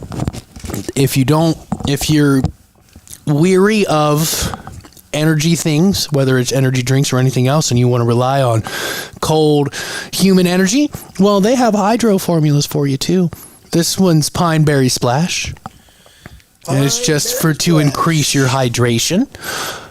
And so if you're tired of feeling sluggish and drained during the day, are you seeking an energy boost that won't leave you with the jitters or crashes? Look no further than Dubby Energy. No further. No further. No further. Our unique ingredient, coffee fruit cherry extract, provides laser focus and fax reflex effects perfect for gamers and creators. That's us. Dubby Energy is the superior choice with a carefully selected blend of 10 essential ingredients for focus and concentration. Sipping on some Dubby! Including important amino acids and vitamins you won't find in regularly canned energy drinks. Transparency matters to us too. It's fair. We like to know the real deal spiel behind things. No, I'm not trying to rap. That just came out really weird. Sorry. Which is why our labels disclose full ingredient amounts, and our products are free from fillers, artificial colors, and dyes. Plus, they're sugar-free, maltodextrin-free. I can still say it. And keto-friendly. With a variety of clean and delicious energy drinks, including flavors like Calio Cream, Push and Punch, and Galaxy Grenade. That's this one. Dubby Energy has something for everyone. Don't just take our word for it. Dubby Energy is even mom approved as America's tastiest gaming energy drink of 2023. Ready to level up your energy? Check out our products on the Dubby Energy website and join the community of those striving to improve, and use the code BUCKLE for 10% off. And that savings, you know where that savings goes? That goes to us. Dubby! They take, 10%. It's not a lot, but it's something. It's something. But, We you save money. And they take that percentage of money that you save by using our code, and they give it to us. They're losing money, giving us money. Probably not really, but I mean, they make it up somewhere, probably, but I don't know where, because I don't know their business model. Did you like my hype man back there the whole time? That was great. That was great. Hopefully that'll be in the next intro. Looking forward to that. All right, so we've got our Dubby, and it's time to run those ropes, don't you think? I think so. All right. I think so. There's a lot to touch on running the ropes. There is a lot to talk about. So it's gonna be a sprint. Oh yeah, we got a lot to get to, We're don't gonna we? have sweat. We're gonna have sweat up flying. Like Travis at WrestleFit. Yeah. I thought you were waiting for me to say something, so that's all I got. All right, it's time to run those ropes. Let's break it down. Let's start out with number one on Wrestling Observer Radio. Uncle Dave Meltzer said this is the first WWE Hall of Fame class that is entirely being decided by Triple H. To that end, Paul Heyman, that's right, the wise man, that's right, the advocate, that's right, the innovator of Extreme. Because they call him the founder, and that's not true. That's fair. That is false. Fair. Paul Heyman is your first inductee. The only thing they've done wrong again is say he's the founder of ECW. That's not true. It was founded by Todd Gordon. It was Eastern Championship Wrestling. Paul Heyman going in the Hall of Fame. WrestleMania 40, Philadelphia. Again, the innovator of Extreme, maybe the founder of more modern ECW, but they're doing their usual revisionist history. Yeah, they do that. Oh, the more things change, the more things stay the same, and we love Dummy, and they love revisionist history. So, Paul Heyman going in to the Hall of Fame. So let me ask this question. We know it's deserved. We know he started out at 15 taking pictures for Vince Sr. It's wild. We know it's deserved. That's not a question. It's not a topic. It's not a... And he's still an innovator to this day. He's an innovator. He's a rule breaker. Does it his own way. He's a self-admitted pathological liar as well. Let's not... Yeah, you at least you know what you're getting with Paul. He's done some dirtball things, and we'll continue to. I'm sure. But at the end of the day, like we said about Dubby, transparency matters. And he's transparent. It doesn't make it okay, but at least I know who you are, and I don't have to I have to double check things that you say. Like, I'm aware of this instead of just being that guy pretending to love everybody. So let me ask you a question. Okay. Who, in your estimation, I know you're not a big Hall of Fame guy. Oh, really? Who, in your estimation, should induct Paul Heyman? Because that's been a heavy topic. It's well deserved, but I grew out of watching it. But who, in your estimation, should induct Paul Heyman?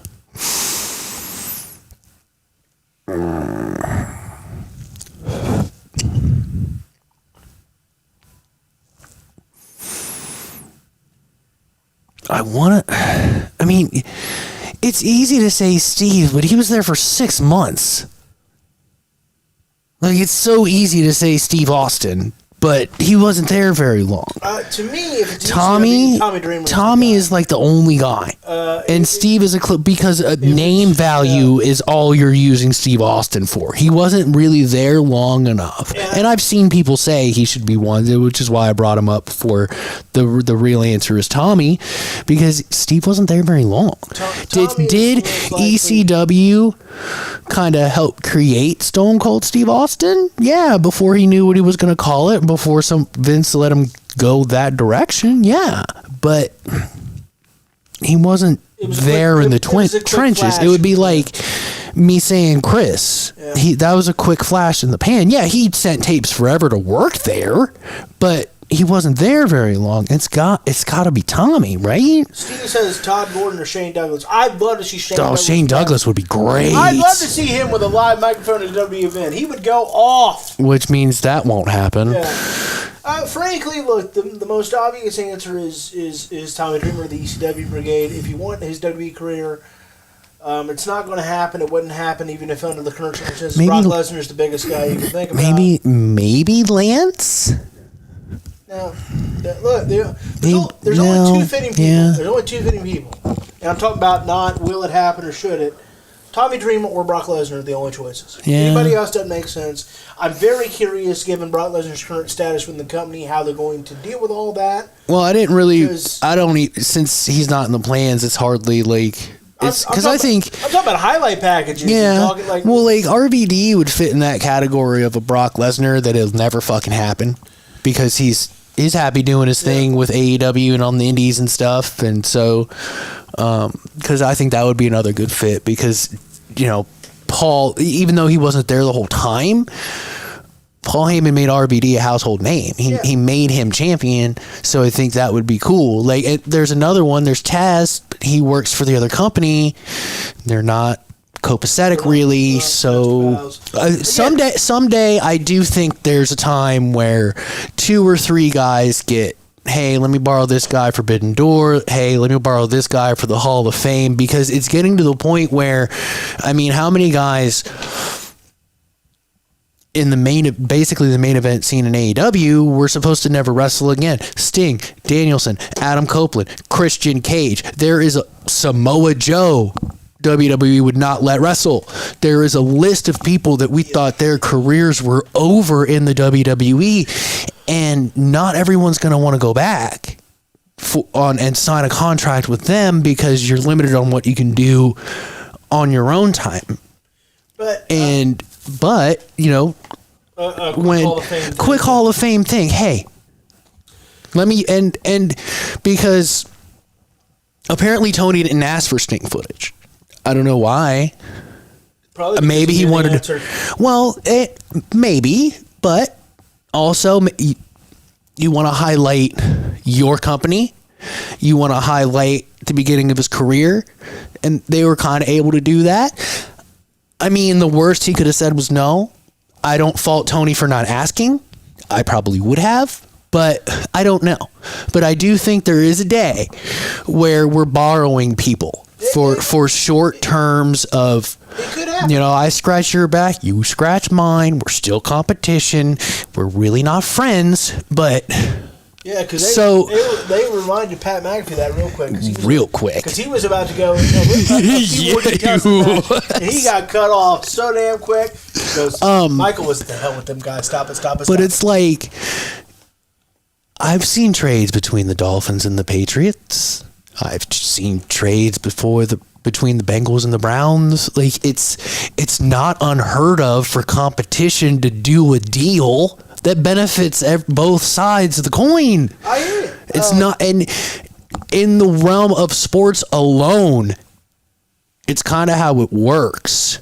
Because unless you're able to trade to someone in another division, you are always trading with someone you're probably going to see next year or the year after.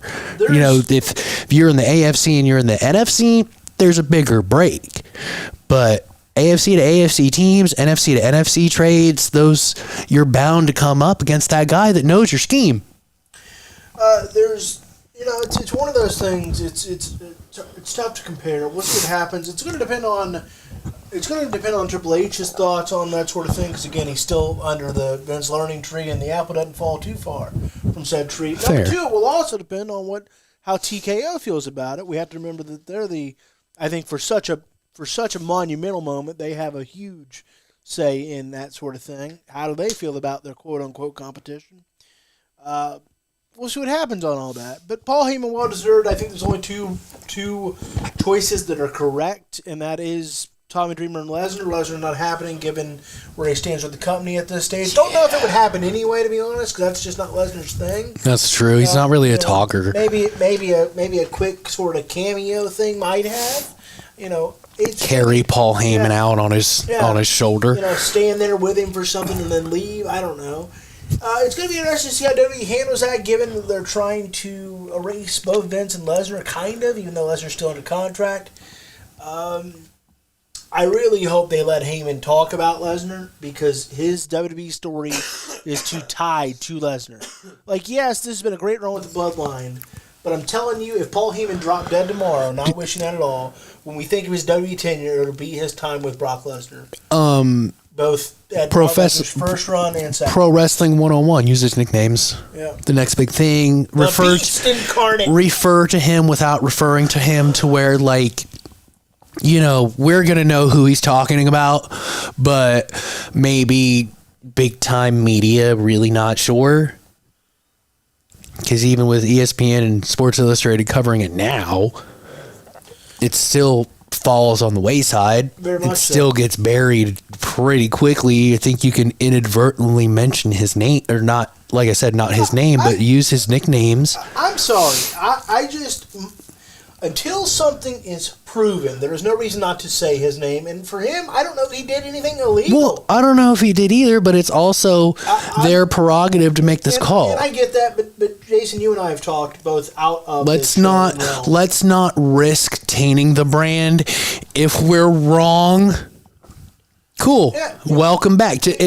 Like when this first happened with Lesnar, the same thing that Marvel did with Jonathan Majors. It's pretty evident that something happened, but until the courts say so, you still have a job. That's why he's still under contract. But if Lesnar does wiggle out of this thing, you only get, well, I guess that, hold on. Paul Heyman will likely only get one Hall of Fame you're not wrong, but and so it's a moment, right? it You get my is. point? But for the same reason, take away all that stuff. You said it. He's not a talker. This is about speeches. I'm not talking about talking. What I'm talking about is I want Heyman to be able to tell whatever he wants to I'm tell. sure he can to a degree. And I mean, if you just use his nicknames. Because again, if Paul Heyman, and again, I'm not wishing this, but let's be clear. Look, you are right. Paul Heyman's legacy will be ECW and his time with Lesnar. I'm not putting down this current run, but his epitaph is going to be those two things. To be fair, he's not getting put into the Hall of Fame for his run with Brock. Well, I mean, he's getting put in his Hall He's of Fame getting put for all of it, but the main point of this Hall of Fame induction is going to focus on ECW. ECW! Because they changed pro wrestling. I mean, it's going to focus more on that. I would just be, and I mean, I'll have to live with it because I've been disappointed a lot lately. That's fair.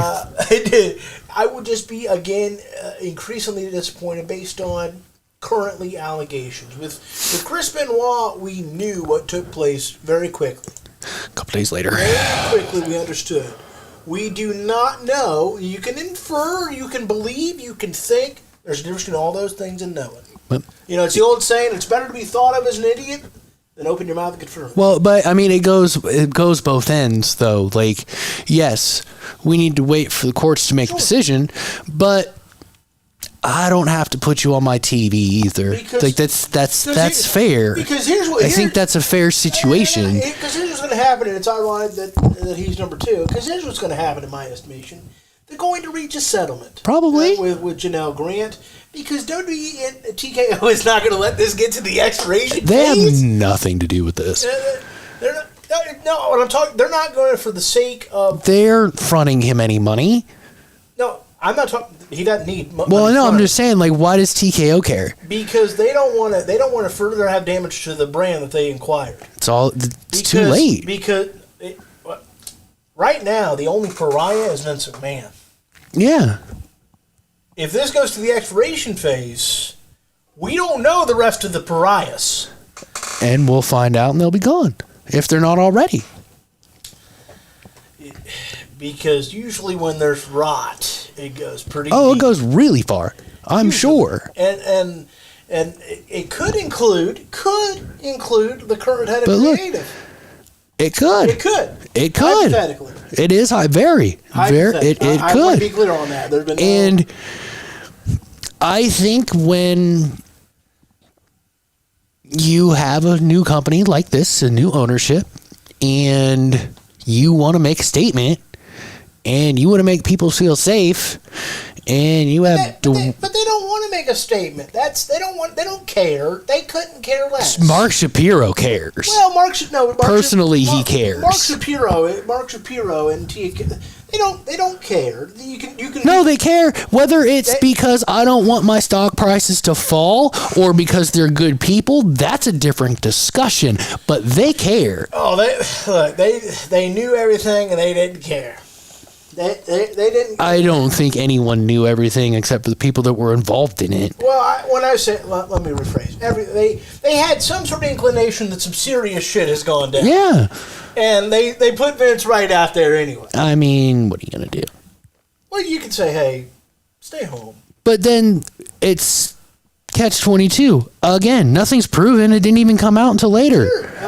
He did that, and then everything came out. What do you do? When are they going to release it?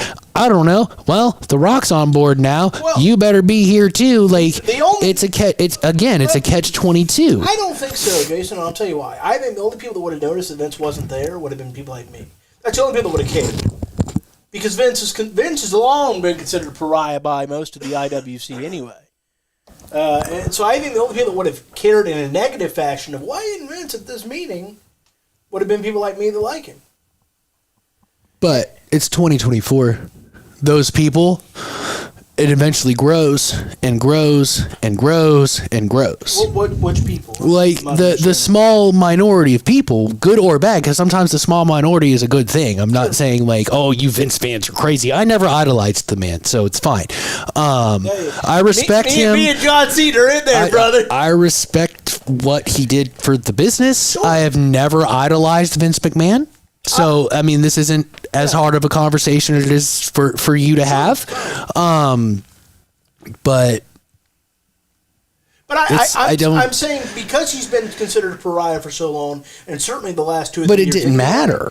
I'm saying that if he would have not been at the TKO Stock Exchange when they introduced The Rock, nobody but me would have came. I think they would have. People would have asked questions. Well, why isn't he there? Why, that right there. But who? But who? Probably people that report on that bullshit. I mean, they would have. But I mean, they would. It's weird that Vince McMahon isn't here. What's going on? I mean, that's why I say it's a catch-22 because it's not just the Vince McMahon mega. You know, the fans that love Vince McMahon before all this came out, and now are having like crisis of conscience. But like Teddy Long came out, like I can understand why he'd respect him forever. Like I can't fault him and John Cena for that because it's a different type of relationship. We talked about it when this first came out. He did not show these people, the John Cenas, the Teddy Longs, the long list of people that are like, oh fuck. He did not show these people his side, this side of him.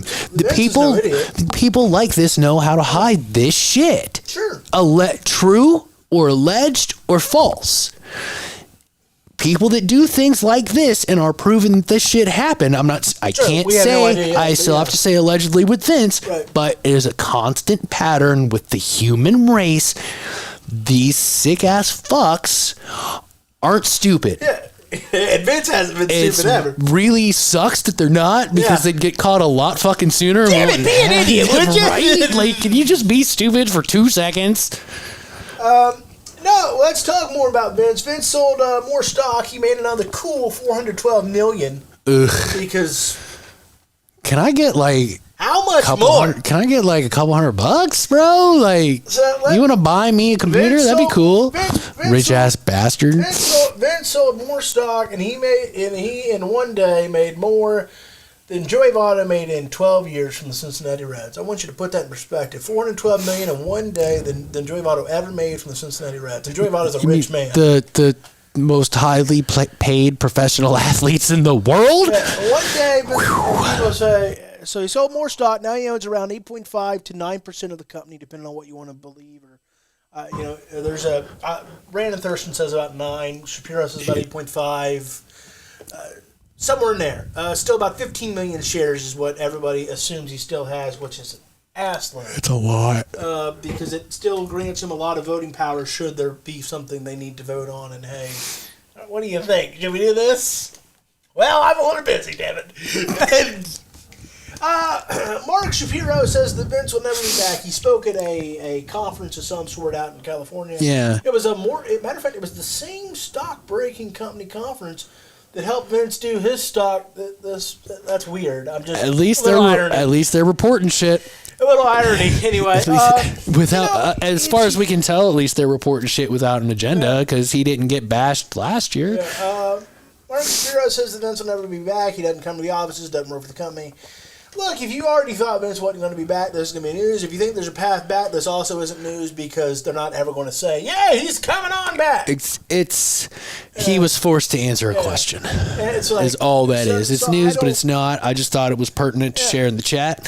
Well, as soon as you shared it in the chat, I went, well, that's going on the I don't want to talk about it. This is interesting. Look, I don't think this changes anything. If there is some sort of path back for Vince, and that's a huge if, that isn't shut down by Mark Shapiro. He's not going to say, we're going to walk him back in the drive. That's not right. happening. If there is no path back, that doesn't change anything, right? It's not a... again, I think there is a narrow path back depending on what things happen. And that's a huge if, and it's an if that goes way deeper than it should. I don't think we have time for that conversation. And we're not going to go full scale. My point is that Mark Shapiro doesn't make me believe more or less about whatever happens with Vince. He's high up there, man. We have to see what happens with this case. It's like COO or something. We have to see what happens with this case. I hate to tell you. We have to see what happens with this election. But I have to. No, we don't. There's nothing to do with it. You'd be surprised. That man does a lot of favors for his pals. There's nothing he can do until he gets voted in, and there's nothing he can do until he leaves office. No, they can pardon at any time. Oh, they don't, though. That guy's never broken protocol. No, he's never done anything different. How about we just don't vote for the piece of shit? I'm just saying that we have to see how it goes. And I don't think we should vote for the other piece of shit either, because I'm tired of choosing between a big old bag of douche and a turd sandwich. Thank you, South Park. Big old bag of douche. I'm fucking tired of it. So I think let's all vote. Let's all vote Bigfoot and see what happens. Well, we have Congress and shit. Let's vote Bigfoot and see what happens. The president doesn't fucking do shit anyway. He's a manager. But I'm saying there's a lot that goes deep into all this, and I'm not saying you're wrong by any stretch. I'm saying the fact that we have to even think about it. Yeah, it's Chris. It's there's always things that there's so much that could happen. I think this case gets settled. Now, will Vince get charged? It depends on what they find. Depends on what depends on what they find. It depends on what is that $412 million for. And of course and then a couple months ago he cashed out for made $700 million. He's building a house in a non-extradition country, buddy. On top of he got, I think he himself got over $1 billion from the sale. The $3.9 billion. The McMansion is being built in a non-extradition country, and that motherfucker is out. I'm in Korea. I'm assuming he'd go to a beach, but maybe he doesn't like. Maybe he's like Anakin Skywalker and doesn't like sand. I don't know. Maybe it's acceptable to wear a fucking banana hammock at a beach, so I would assume he'd feel comfortable there. Yeah. So I don't know. Mark Shapiro doesn't convince me one way or the other that Vince will never be back. I think it's pretty unlikely anyway. But with Vince McMahon, I don't ever say never. I mean, in pro wrestling as a whole, it's almost impossible to say. I mean, I said 98.5% that Sting will never wrestle again. And I would say about the same that Vince will never be back in WWE. That's fair. But there's always that, like, if they settle and, time... Life is weird. I guess that's where I was going to. Like, even if they settle and more doesn't come out, his name's still tainted, so it's going to take time. He might not be in a capacity then. Just normal human physiology yes, his mom lived over to be 100, and he can afford all kinds of medical procedures and shit to keep himself alive. But regardless of what happens, it's going to take time to heal the wound that was created by this report. So he may not be in a capacity or fucking want to. And I know Vince McMahon, cutthroat, do anything you will, never say die. But man, when you start hitting 80, I don't think sometimes things change. I don't know if he thinks it's tough to know. It all depends how his body feels.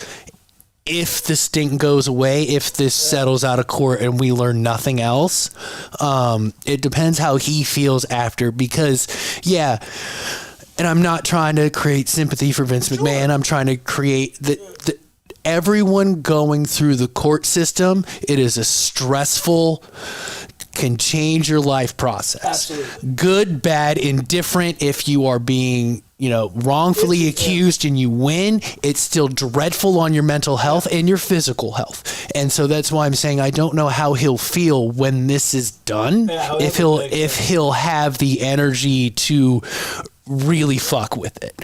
Like, this may drain him because of the mental toll it can take. And whether conscience is involved with Vince McMahon is a different story. You mean this is going to cost me how much money? I'm tired of getting out here. This is bullshit. I'm supposed to be at the gym. Where's my vodka? Because, I mean, he famously gets drunk and goes to the gym because he's crazy. I'm just being general, but it's regardless of where this goes, whether it's a settlement or Vince ends up in prison or a combination of the two because he's a rich person, so house arrest, it's gonna take a physical toll on him. That's why I really lean to he's never coming back. Because the Vince McMahon we know is never say die, fuck this, I'll be back there. He tried to fucking torpedo the company. but we have to wait and see. Final comments on this before we move along. Does Mark Shapiro say anything, change anything for you? Carries a little bit more weight because he's a COO, so he probably talks to all the big wigs. No one wants him back right now. Oh, they didn't want him back before. Yeah, I know. But we'll see where it goes. But yeah, it carries more weight than some random report from an interview from a secretary or something.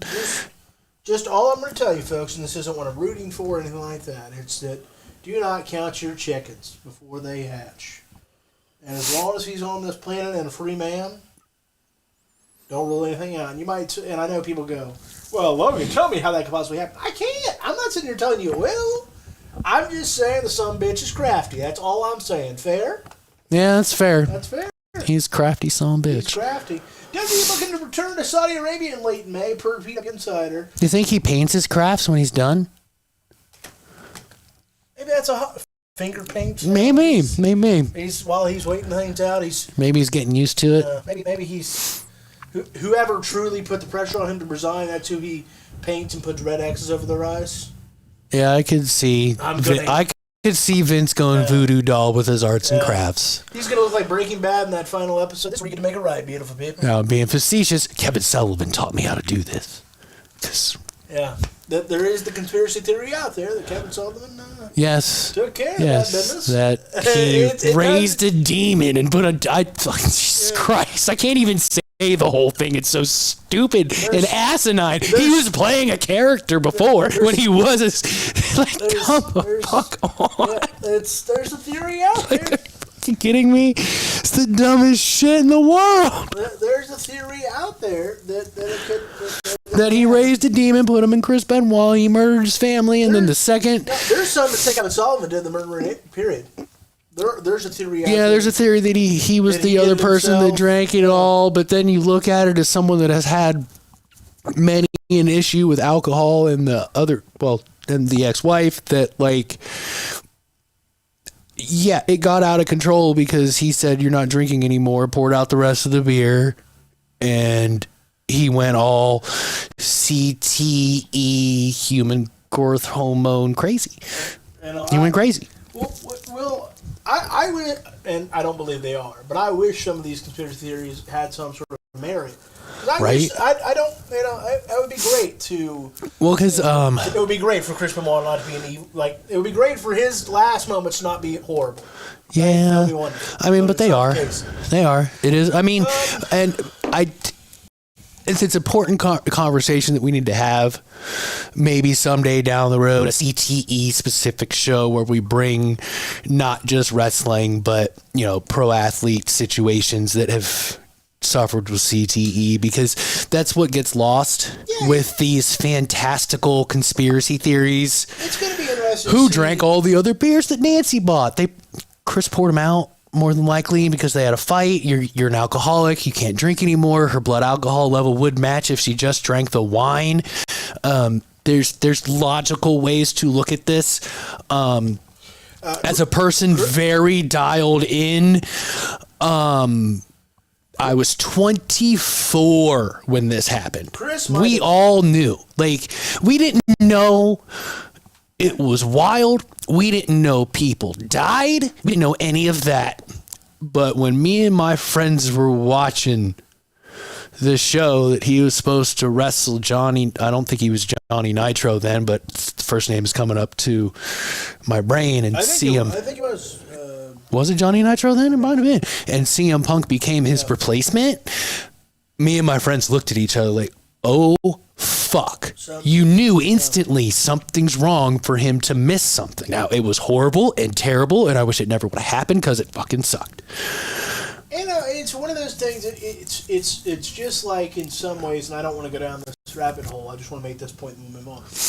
It's just like the way the conversation has evolved on Michael Jackson. Maybe as more time goes, the conversation may evolve. Because it used to be, and again, I don't want to go down the ifs and and whatever, but there was a wide majority for a long time that was sure that Michael Jackson was a pedophile. I mean, there's a wide majority that are pretty sure he still was, but the water's much more murky now than it was. So my point being is it's weird how perception evolves. Well, the way we learn like how the human brain works, like you can't make excuses for someone's behavior because of trauma and how the human brain works, but it can help you understand.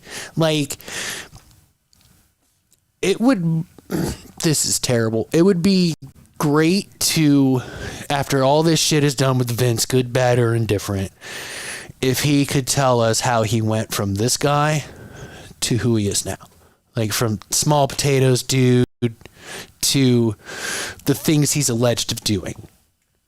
Because, they do say that power corrupts, and absolute power corrupts absolutely. I think I watched a movie on Netflix called Voyagers. It's pretty good. It's like a sci-fi thriller kind of a thing, and it's an example of how one crazy can turn everybody around with crazy ass theories when everybody's afraid. Yeah. It's a commentary on how Hitler took over Germany. I think it's a good commentary of where we are now because we blindly follow politicians and celebrities without doing our own fucking research. It's gross and stupid. We need to be smarter than that. We technically are in control of this country with our fucking vote, but not if I'm only voting Democrat. I'm only voting Republican. I don't care what they say. I'm voting for them. They're all lying to you. It is Pro Wrestling 101. Every single one of them. Just right now, the Republicans are playing the heels and the Democrats are playing the faces. I like it. That's all it fucking is. Who's wearing the white hats? Who's wearing the black hats? And it's so gross that this thing that I love so much has crept into politics, has crept into news media. It's fucking kayfabe. It's entertainment. How are you taking the building blocks of this and trying to run our fucking country with it? I love pro wrestling. I'm glad it's here. I never want it to go away, but nothing else should be run like pro wrestling. Nothing. It's a weird thing. It's like if you can't run you can't run the NFL the same way you run the NBA. You can't run the MLB the same way you run the NHL. You can't run a country the same way Vince McMahon told Donald Trump how to do it. That's not how this works. It's sad. We're going to be an idiocracy before you know it. Everybody's going to be wearing Crocs, and I'm going to freak out. Well, you're pretty good about it. Take a breather, buddy. It's only March. Sorry. I got dubbified. You can... Dumb it! You can only... Look, we're just going to watch, see what happens. It's only March. Easy, pal. Let's just relax. At least I yelled at all of them. Yeah, that's fair. That's pretty good for me. That's fair. AEW suspended Sammy Guevara. Apparently protocol was broken with the Jeff Hardy concussion situation. Shouldn't have hit that finisher, apparently. Look, I don't think there was anything malice for Sammy Guevara, but it just sends a message, hey, we gotta... Yeah, you need to be more careful. I think it's a smart decision, and there is a point, I believe, as a performer. Yes, the referee has a job to do, and yes, the referee should be checking Jeff Hardy. Yep. The first person to be checking Jeff Hardy should have been Sammy. Like I said in the chat, he did a move off the top. He should have stayed down, grabbed him around the head, whispered in his ear, and made sure he's okay. Because I'm sorry. In my cup of coffee in the ring, I knew when something was wrong. I knew when something was off. When I was learning in the backyard and I gave my friend Joe a leg drop off the ladder and got him in the nose instead, I knew the second I jumped off the ladder, this is wrong. Yeah. Just like when D'Lo talks about when Draws got hurt, they both knew something was wrong. As a professional, you know something is wrong. It's instantaneous. You're like, that did not feel right. Me, backyarder, 17 years old, not going to check on my friend. We're going to keep going. Motherfucker, you are a professional. You get paid to do this on national television. I like Sammy. Sure. Never had an issue with Sammy Guevara. I have an issue with you not protecting. Yeah, you got it. You have your dance partner, for lack of a better term. Even during these, fighting spirit spots, and they double down each other, they tend to scooch a little bit and be like, "Are you okay?" Yeah. Or like they'll bend down to pick them up after they fell. Like, "Are you alive? Like, are you 100%? Like, are you good right now? Did I get you too hard?" Like, they check. Yeah. You have to do that in this business. Yeah, I'm I get like adrenaline's flowing, but that's why it needs to be beat into you. I hope that because I look back, I didn't hear Sammy's side of the story at some I do too, because like I said, when I broke when I landed on my friend Joe's nose with the leg drop, I didn't know. At first, I didn't know until he told me, because I was an untrained jackass. Sammy is trained. Yeah, he's a professional. He knows. Absolutely. While discussing the 21-minute promo The Rock released on for SmackDown last Friday, Wrestling Observer Radio, Dave Meltzer said that his WWE source Johnson can no longer get as much TV time as he would once, like he has in the past. Well, if that is the case, and I honestly probably believe it, because he keeps going over on his. Mm-hmm. We've had that the last 2 or 3 segments he's been involved in. The next day we get a report that he went over. That he went either 4 minutes, or this week was 10 minutes. Yeah, he's got to tighten that up. I mean, I get it. It's The Rock. I think at the same time, can we? 10 minutes is 3 or 4 minutes can happen. 10 minutes is like what? Yeah, you're really just blowing through. You're killing me. You're killing me, man. And we're going to talk just a minute about the segment. But they took 40 minutes of a 2-hour show last Friday. 40 minutes of a 2-hour show. I am a baby deer compared to The Rock in anything to do with time and media and money and all the business that he's in both realms. I'm a baby deer. Fair? Or dough. I'm green as the freshest of broccoli.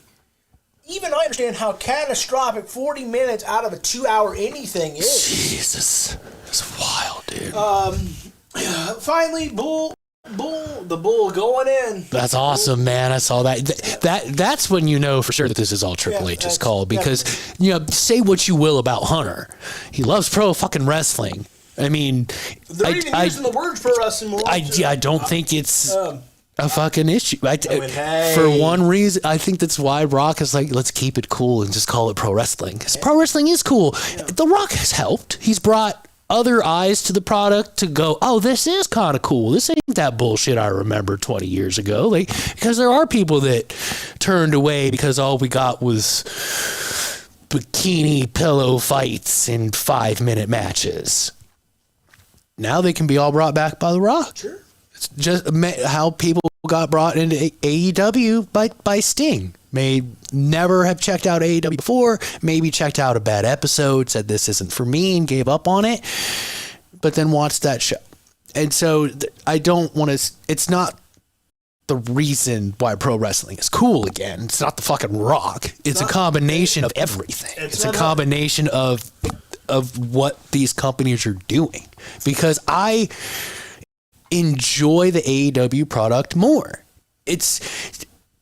Now, when I say this, for all you crazies out there, it's pro wrestling, it's predetermined. However, as someone that has shoot wrestled with people on wrestling teams and kayfabe wrestle in the ring, there's not that big of a difference, and you are doing your best to entertain people. And I feel the realism in AEW that I don't feel in WWE. WWE is very, like, I enjoy what Cody does. I enjoy Drew's matches are really good, but there is a template to what WWE does. I enjoy the buffet. I enjoy seeing different fighting styles because they have them in WWE, but it's more different signature moves as opposed to different fighting styles, unless you're talking about weight class. You start talking about weight class in WWE, now it's different fighting styles. In my case, I'm feeling that similarly. I'm watching a lot more New Japan, as you know, and I'm really falling in love with that strong style. Yeah. Damn, because I mean they're out there and look, they're taking care of each other. Make no mistake, but they're also kicking each other's ass. And people are like, well, that doesn't make any sense. Bro, especially if you're close with somebody. Me and my friend Joe took the SAT test. There was time left over. There was a stack of chairs. We started hitting each other with it. It was Whitehall in fucking early 2000s. Nobody cared. But it's like you just, especially if you're close, like you do shit like that. And so I see it. You see it in AEW. I do too. I'm seeing it in New Japan, and it just there's an air of realism. There are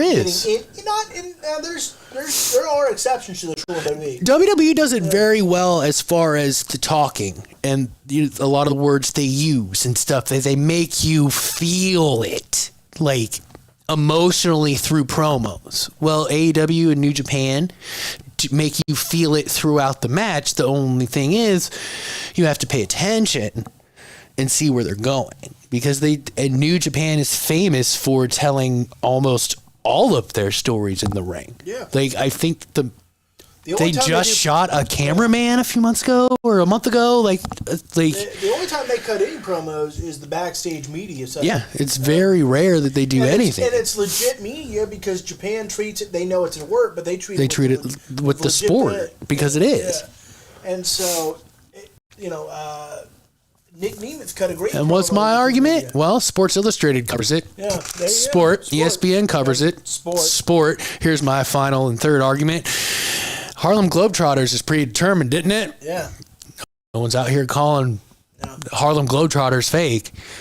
They're still putting in the work. They're still putting in the work. Still putting the ball in the basket. The work is real. It's a sport. Money in the miles, baby. Don't know what to tell you.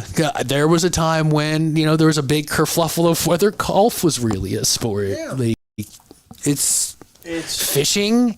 I'm sure there was a time that fucking fishing, you're sitting in a boat. How is that a sport? I'm not saying that. I'm just sure there were times that people said it. Yeah. Just like golf, just like everything else. Say it with gymnastics, they've said it with NASCAR. Oh, yeah. Everybody, it used to be if you ain't bleeding, it's not a sport. But it's not the case anymore. We've evolved, folks. All right, let's talk SmackDown. The Rock and Roman Reigns responded to the Cody Rhodes challenge with a counteroffer. That counteroffer, as we know, was a tag match for night one of WrestleMania. If The Rock and Roman win, it's Bloodline rules. If they lose, no member of the Bloodline is barred from ringside. Interesting. I'm a little scared at that terminology. It did not say everybody. It just said the Bloodline. It said the Bloodline. Oh, I'm going to go the other way, so it's fine. I hope so. I'm going to go the other way with it. I'm trying to leave. They took 40 minutes of a 2-hour show, and I say they, I mean... The Rock? Mostly Dwayne. And look, I get it. He's The Rock. He's an icon. He's on most people's Mount Rushmore of this business. I get it. I really do. My thing against him aside, I'm glad he's back home, truly. It is nice to see him. True. I mean that, 100%. But I need you, especially as now a de facto leader of this company, to have a little bit more respect for your colleagues, in the sense of, if you go 3 or 4 minutes over, that's kind of easy to do. Mm-hmm. 10 minutes. 10 is a little much. Well, let's see if it happens again. Maybe he'll get better at it. I'll tell you what, you go 10 minutes on a movie set, we got a problem. Yeah. And back in the day when he was learning all these things, you didn't go 10 minutes over without getting your ass kicked. Until it was great. And Vince said, well, it better be fucking great if you're going to go over on my time. And that kind of opened up the door for a lot of guys. So, I will say this. Let me compliment the segment. I loved the tease between Roman and Rock. I loved it. That couldn't have been better. I don't think Roman Reigns did anything wrong. I loved everything from his facial expressions to, if you don't fucking acknowledge me, I'm leaving.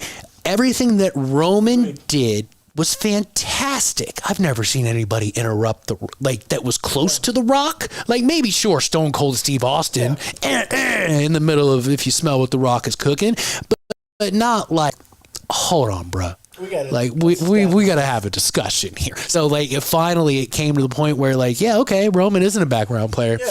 I like it. Yeah, can acknowledge 100%. Him. So I thought I just thought The Rock. He's not my cup of tea anymore.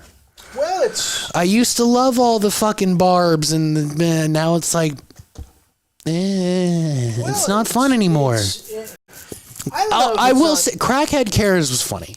I'll give him that. Meth Head Marys? Meth Head Marys, like he's creative. It's just not my cup of tea anymore. Sure, in high school, it's my cup of tea. Stone Cold Steve Austin is still my cup of tea to this day. And I'm glad The Rock's back, and I'm glad he's on my television. It's just his promo on SmackDown just kind of drug on for me. I'm like, bud, I get it. I get it. Especially because, especially if you watch the 21. Because dude, you already talked for 20 minutes. I know you didn't get paid technically for that, but you already talked for 20 minutes. And your lead, I think, covered everything in 15, and we moved on. I think so too, or maybe 20, because I think he just kind of started to ramble there for a second, which affected the whole segment. Because the end of the segment is hold on, bud. Fucking acknowledge me before I do this stupid ass tag match of yours. And that's what I thought was good on the segment. Everything that Roman did was great. I thought that, and I'm very critical of Roman. I thought that was wonderful. It's great character work, because it was time for him to stop. Like, it was time for him to start acknowledging, like, why am I not getting the reaction I was? Why am I suddenly in the background? Why is he suddenly I'm the tribal chief? One prediction is this: Roman turns heel or turns face over this eventually. The Nation of Domination thing just reverse. Yeah, you're the quote unquote high chief. I'm the tribal chief. Yeah, I got you. I got shit under control here, buddy. You worry about stuff up top. What are you doing? It's my ring. Hey, pal. What are you doing? No, I was. I thought that was great, but again, I like you.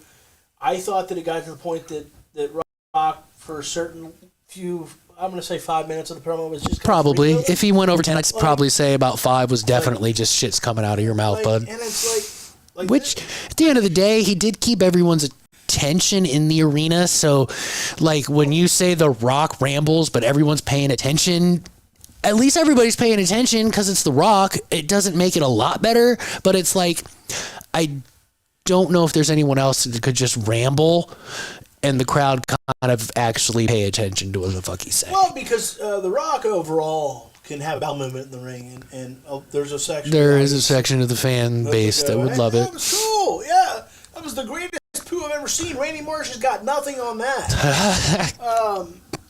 Another Park reference. Yes, today. We're killing them on the South Park references today. I like the stipulation. I think you pin Seth on Saturday. Because this is, to me, looking at this in the big picture, The Rock is in the Vince role, Cody is the Austin role. Cody and Seth got to go over. No, they don't. They got to go over. No, they don't. You cannot have... They don't. But you got to listen to my whole theory here, though. Look, Cody is in the Austin position right now. The Rock is in the Vince position, and Roman is in the Rock position. Austin got over on the corporation and the ministry. That was like 12 dudes. Now, a lot of them were mid to lower card, but we love you. We do. There's a special place in our heart for him. But he still made it through all of that. And you beat Cody and Seth. So Cody has to overcome all these obstacles. Only one on his side now is Jay, because assuming that Seth and Drew is the first match and Drew wins, Seth not focusing on Drew like he's been saying for weeks is going to cost you this championship. Now Seth's mad. Drew was right. I shouldn't have worried about Cody's bullshit, so that takes him off the table. Now you only got Jay. Who you going to call? Stone Cold Steve Austin, the ultimate foil to The Rock. The only reason why you would call Stone Cold Steve Austin if you're Cody Rhodes, his biggest foil ever. And there can be payoff. We don't know what Triple H can do because of his heart problem. So it's interesting when he gets involved, but not really because there's no payoff. We know that Austin can do physical things in the ring. Like, there can be a payoff to that. He doesn't have to touch Roman Reigns. He just does Stone Cold Steve Austin and beats everybody up. And that's what I see here. I see one of the greatest stories ever told in wrestling being told again, lengthier, a little bit better, sometimes a little bit worse, sometimes a little bit better, but that's what I see here. And it makes sense, because when was the last time wrestling was cool? When we had Austin and we had the NWO, and it's all kind of coming together right now as a mixture of successful, stable, and babyface and heel storylines from that era, and they put it in a blender, and everybody's working together to make it fucking work. Now, like I said, sometimes, but sometimes it's really good shit. It's, but I think it's only extending to SmackDown. For some reason, the Raw ratings have been dropping the last 3 weeks. Raw's missing something. It's because SmackDown gets The Rock. Yeah. It's got to be it. I see. Well, and then you give Seth wonderful material to say. Talk about that in just a moment. I think while Austin would be great, I think given what happened at the press conference, the first one, the big Vegas one, I think Triple H does minimally get physically involved and fight them. That'd be cool. And I say minimally, no more than a pedigree. Yeah. Because the idea, I'm sorry, and I'm not a doctor, but if you were going to run the stress of this billion-dollar company, I'm quite sure he can pull off a pedigree. Well, but that's different. It's a different type of stress. He has a pacemaker. Ric Flair's got a pacemaker. Rick ain't dead. Maybe that's why Rick didn't stay around, because they wouldn't let him do anything because he has a pacemaker. I mean, they let him take a BTE, or a... That's a different company. So it's a WWE wouldn't let Danielson wrestle. Well, it's a different company. Well, they're also a little cowardly. Well, that's fair, because they don't want to get sued. So, tomato. I get it. I don't like it. I was gonna say I don't have to like it. So I don't like it, but I get it. Well, Jason, you make wonderful points on a lot of things. That doesn't mean I'm not going to bitch about it. I mean, that's fair, but that's why I say I get it. I don't like it. Step in there. I did. Big old pile of it, because that's what Seth said on fucking Monday. Let's talk about that. I thought it would be a good one. Good segue. Right there. Are we sure Vince McMahon ain't writing this segment somewhere? Because that was right out of his playbook. Fucking terrible. That was right out of his playbook. So, again, everything that Cody did, great. Good stuff. Pal. And then the second guy comes out, and it goes off the fucking rails. Can we not have, and I said this in the chat, can we not have badass babyface? This is why Seth and Cody need to lose on Saturday, and Seth needs to lose the opening match of WrestleMania Night 2, because, what was it, 2 weeks ago, Seth was really fucking serious, and it was like, oh yeah, I can get behind that, because we all know how good Seth is in the ring. Top 5. You know, this Macho Man inspired character, for lack of a better term, it's like he's not the Macho Man. You have to be extra wild and crazy. And he doesn't. It seems like he's a Macho Man meets the Joker in a rec room. Yeah, I just don't. I don't get it. And this can be the impetus to his character change. Just how Becky was doing some weird shit for a while, and then shit got real. It started costing her shit. She's like, no. I'm done with this. Like, character wise, they tried to have her be a heel and fight Trish, which ended up being good, but they tried a lot of weird stuff and to bring it back around town. And that's what you do here. You turn Seth serious. He refuses to help Cody in the main event. I hope so. And you can even have that short little segment. Dude, they're all going to be out there. Can I count on you? No. Me fighting your battle cost me my World Heavyweight Championship. Drew McIntyre was right. No, I'm not helping you. You can have a backstage segment. Not helping you. And even Jay, you can do a little tease with Jay. Can I count on you? I don't want to fight my family, man. That's why I left Smack. It's almost like Austin. You have to call Stone Cold Steve Austin, because Jay's always been on the fence. I left SmackDown so I don't have to deal with this shit. That's why he's not involved in the tag match. He does not want to be involved. So there's another one I don't know, man. There's three options of your Thoit the Rock guy. I think Triple H is the most obvious one if he's healthy enough to do it. I think Austin's a bigger pop. Austin is a bigger pop because he's Stone Cold. And if you can't, for some reason, don't want either one of them, because I know Austin's weird about what he'll agree to. Mick Foley. No, He's a foil to The Rock. I would go John Cena. No, John would work. He's the big WWE hero. Yeah, he's the WWE hero. He is a foil to The Rock. They've had their problems. So yeah, I could see that. And John Cena, you could buy beating up the bloodline just like you can Stone Cold Steve Austin. Right, and because John wants to do whatever's right for the company. Yeah, company guy. Yeah, I love this place. Once again, you are only here because you bought into this place. I'm here for free. Here for free. That would be something John would think about doing for 2 seconds, and then, where's my fucking money? Get out of here. Nah, he'd come for free. I don't think WrestleMania, he would. I don't know. I think he would think about it. I love where he would do it. I don't think he'd do it for free. He'd do it for very. Would he do it for catering? Probably. That'd be some good catering. That's where you ask a woman, where you ask somebody, are you free for dinner? And if she's smart, she goes, well, I won't be free, but I'll be reasonable. Tiffany Stratton defeated Naomi. Look, I like Tiffany. Look, I'm all about Tiffy time. I'm all about Tiffy time. She's a star. This is the next big one. This is the next big one right here. Right? But I'm a little disappointed that Naomi comes and, hey, she's back. Yeah, to take the L's. What is this, Kurt Hennig? She'll get there. Be all right, probably. Why is it I have to always go, she'll get there? Why can't I get what I want? Because not everybody can be at the top of the card. I am so tired of having to delay my gratification. I don't know what to tell you. I love Tiffany Stratton. Look, there's a reason why they say waiting is the hardest part. You're right. Because it fucking is. I'm sick of it. Every year. All the time. Every year, all the time. Doesn't matter the company. I have to wait. You always have to wait. I have to wait. Because we want to tell stories. When do I get what I want? Never. Because then the story's over. Well, I never get what I want. Just like how Cody's going to win the title and get cashed in on by Damian Priest. Why do I watch so much wrestling? Because they don't want me. They don't love me. They do. They think I'm an idiot. They rely on you for some things. Somebody's got to carry that Cena and Lesnar banner.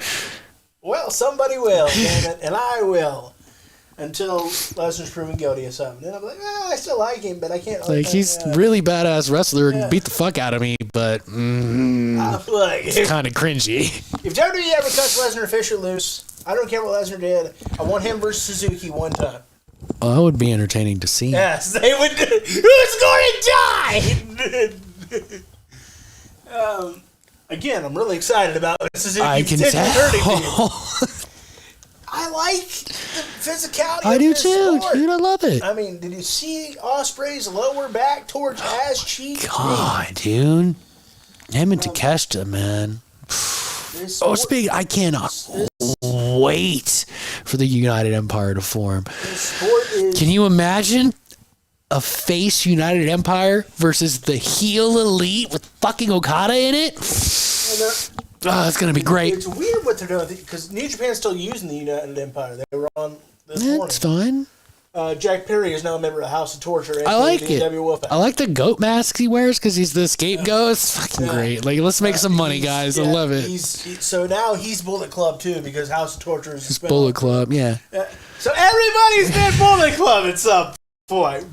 Every top star in the business. Yes. Next thing you know, Hulk Hogan is in the Bullet Club. That's gross. He's about the only one that ain't been. That's fair. But Jeff Jarrett was in it for a few nights. Gross. That's weird. He was. I know. So was Scott Norton for one night. Are we talking about the NWO? We're talking about Bullet Club. That's why at one point in Sunday Wrestle Kingdom, Hulk Hogan's got to fly to Japan and make a one-off, tear the shirt. There he is, Bullet Club, brother. And it's real simple. All you gotta do is this. That's fair. Dakota Kai shockingly turned her back on Bayley. That's how WWE's website put it. I was not shocked. None of us were. It was still a good piece of business. Just because Pro Wrestling 101 on a pro wrestling show was followed doesn't mean it's bad. Yeah, but a blindfolded Ray Charles in a new room was like, yeah, I saw it. That's fair. You can almost say that about last night when Okada fucked up. Like, in the moment, was he wearing a suit? I mean, he's the rain. Like, my brain talked me out of it because I'm like, why is he wearing a suit? Well, he's a top star from Japan. He's the Rainmaker. All right, I'll buy it. He's the member. And then it's I'm so excited about it. And it's like, fuckers got me. Yeah. I thought about it too. I talked myself out of it. And my brain, however fast the human brain works, from the time I saw him to the time he turned, my brain had already convinced myself that no, he is helping Eddie Kingston. My brain also convinced myself that Danielson would be the savior for Kingston. That was not the case. Not at all. No, we're getting. It appears we're getting Danielson versus Ospreay in the not too distant future. Banger. Where's that going? That dog's going to hunt. Woof woof. That dog is going. Is Danielson going to lose again? Kind of has to. Yeah, he kind of does. Kind of has to. Kind of does. Kind of has to. Kind of has to. Look, as we enter our final 20 minutes home stretch, Here we go. setting up the finish. Braun Breaker looks like he's getting the Goldberg push. If it works, we'll see. I am fatigued. Yeah? Don't tell me I gotta wait. Don't do it. You're gonna tell me we gotta see what happens. I don't gotta do shit. Alright? I come here every Thursday to air these grievances because it's cheaper than therapy. Are you on the Breaker tip that I am with Wardlow? Why the fuck is he squashing people? I know how fucking good he is. This is stupid. Yes, the reason Goldberg is because he is limited now. He was limited then. It was to hide the limitation to build a cool character. Braun Breaker is not limited. It's not limited in the least. Nope. It completely undercuts what he can do. You're going to give him the Ryback syndrome because the reason Ryback gets eaten alive now for weird ass takes. Yeah. The reason Ryback got destroyed in WWE in his first meat on the table, feed me more run, is because people went, he's a Goldberg knockoff, right? That was his first knock. Yep. He's a Goldberg knockoff. We don't need that for Braun Breaker because once you start down that slippery slope, sometimes it's like an offensive lineman in a shopping cart going downhill. Yeah, I already know how it. There's not. And he's not like Goldberg or Ryback for that matter. He's not limited. No. Goldberg is protected by the style of match he works.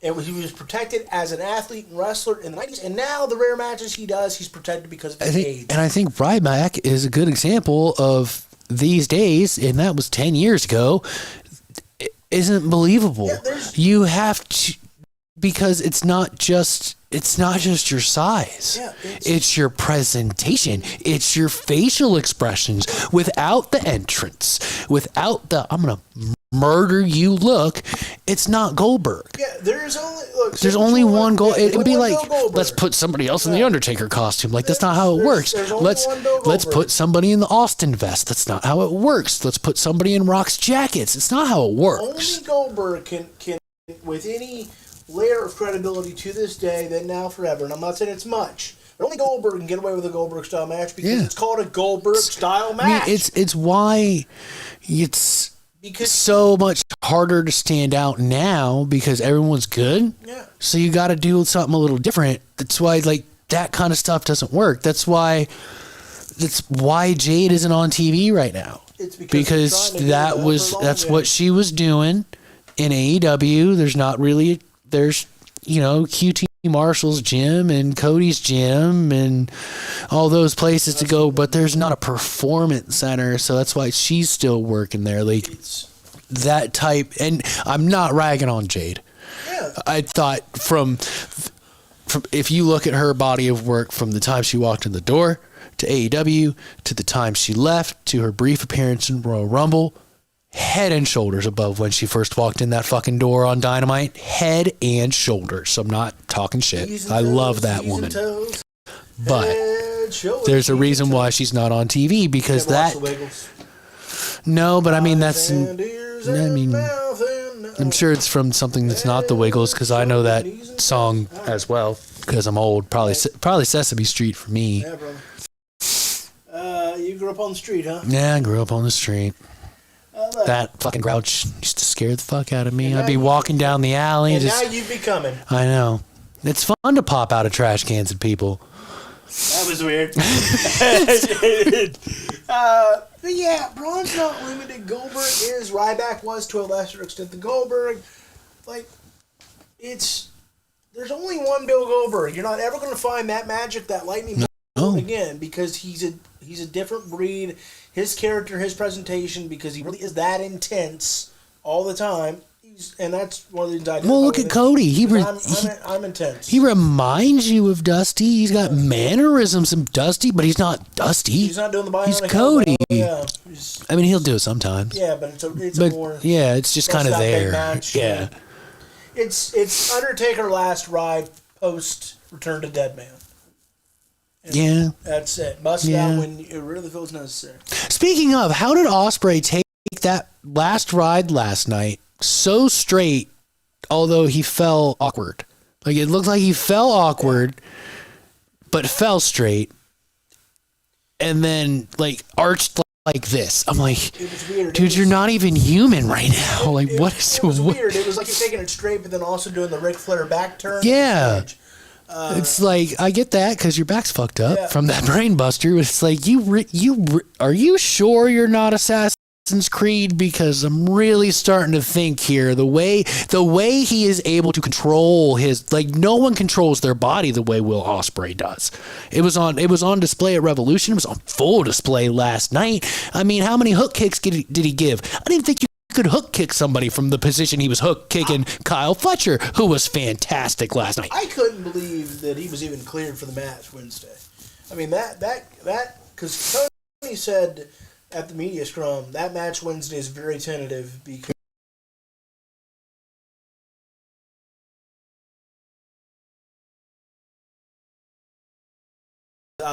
he said, "I'll see you Wednesday, bro." So. Futures of our business right there. Will Ospreay and Kyle Fletcher. Okay. And damn it, I can't remember the third because he's hurt. I can't wait till he comes back. We might be in good shape. Rey Mysterio, speaking of comebacks, returned. Hooray! And he got it on Santos Escobar. Looks like we're getting Rey Santos Escobar Mania, which we talked about. We called that a couple years ago. That's going to be a thing. It's Santos needs it. So good. Yes. He needs it. I'm never for anyone to retire. They hang on forever. But I just wondered, like, how much longer and how much more does Rey have to do in WWE, especially? I don't think he has anything else to do. I'm not saying he needs to have his career end or anything, but he's done everything. Yeah, you could go to, I don't know. He's one of the few that has done both. Yeah. Because he was at the first All In. Yeah. So he's done both. Even though AEW wasn't a company. They're going to scrub that from the... But it was a part of the thing. Yeah. And he's technically he worked for the Bucks. The Bucks help run AEW. He's the one person that's done it. Gone back. I don't know. There's a time and a place for Rey. There always will be. But he's the greatest luchador star, period. I don't want to see him and Dom as a team again. But I think down the line you can do an angle where if Judgment Day is still going around, they turn on Dom, or the LWO attacks Dom or something, and they make peace because Rey comes out and helps him, and they get that maybe a tag match, father-son tag match at WrestleMania. This will be my last, like that happy ending that Rey Mysterio has earned to have. Absolutely. Maybe he doesn't need to go out on top like that. I think that's a rare thing that not many people should do. I don't want to say that no one's earned to not win their last match, but to break the tradition, it's a special thing. Maybe I don't even know who fits other than Sting. It'd have to be the situation and the story. Yeah, it just all depends on the moment. I mean, I guess Steve, because he beat Kevin. Yeah, if that ends up being his last match, I mean, that's fitting. That's Steve. Yeah, no, it's WrestleMania 38, depending on how everyone's future plays out, is a nice bookend to the Attitude Era. Kind of is. If that is Vince's last TV appearance, then he took a horrible stunner, but still a stunner from Stone Cold. And, The Undertaker goes in the Hall of Fame. Triple H announces his official retirement. Yeah, it kind of is, isn't it? It's a WrestleMania 38, Night 1 and 2 is an interesting bookend to what was left of the Attitude Era. If, like I said, we'll see what the futures are of all of those men that we talk about. There's a lot to be seen. We'll cover it all here on To The Turnbuckle throughout the year and the years to come. Yes, sir. Randy Orton defeated Austin Theory, and I get it, good match. But is there anyone in the Triple H era that Triple H has devalued more than Austin Theory? To be fair, Vince did a great job devaluing him before Triple H got a hold of him. Did he really? Because he made him the mentor, the last protege. But he didn't do anything with him. He didn't improve Austin Theory's standing in the company. Nothing clicked with Austin Theory. Austin Theory needs a reset. This character doesn't work. It never has. But we felt like. See, here's my rebuttal. You felt like. A lot of people felt like. I didn't. I have nothing against Austin Theory, but I'll never forget Drew. I don't care if it's Hunter, if it's Vince, if it's Tony. If you're telling me this is the chosen one, I can't. The history proves that you pick a certain guy and you're wrong. Well, I don't. And now, and look at Drew now. From when he had his head filled with "You're the greatest ever," just like Austin Theory. There's unlimited potential in Austin Theory. I don't have a problem with Austin Theory, but filling someone's head with the chosen one has proven time and again to not be a good idea, because you see that you're booking. He's your chosen one. I get, pick a guy, book around him, build him. But when you go from, all right, we're going to see what you can do. We're going to put you in this situation, the way they were with Austin Theory until he became the new chosen one. And then that becomes your character. Took my damn egg. Yeah, exactly. But Austin Theory went to somebody trying to break through, somebody having really good matches, kind of heely, kind of on the edge a little bit because he was still fairly new, so you could cheer for some of his shit, but he was being an asshole, right? But then he's in this gimmick where he's the chosen one. I don't care who you are. That goes to your fucking head. Drew said it. It goes to your fucking head. And then when it becomes, that's not a character. That's the biggest fault in the chosen one character in pro wrestling. The chosen one isn't a character. It's something to look back on. Well, they tried to give us a character with a selfie thing. It was terrible. I mean, look at it from Star Wars perspective. The chosen one was Darth Vader. See how that turned out. The chosen one was Luke Skywalker. See how all that turned out. Like, it turned out differently. To be fair, Darth Vader's the greatest villain. Yeah, he is. He is. So and look at Drew. He might be the greatest villain that we have in 10 years. I love the work he's doing right now. Hey, no one has been higher on the Drew McIntyre. I fucking love Drew McIntyre. Like, Austin Theory needs this. I'm not bitching that he was the chosen one. I'm not bitching that he was put in huge opportunity after opportunity. That's cool. That's what this business is built on. I just think now it's time for a reset. Let's go, maybe not go back to square one, but let's make you a character. Because right now he's not. He's Lance, but a heel. He's Lance Storm, but a heel. Nobody cares what he says. Grayson Waller is more over than him. We got to figure something out with Austin Theory.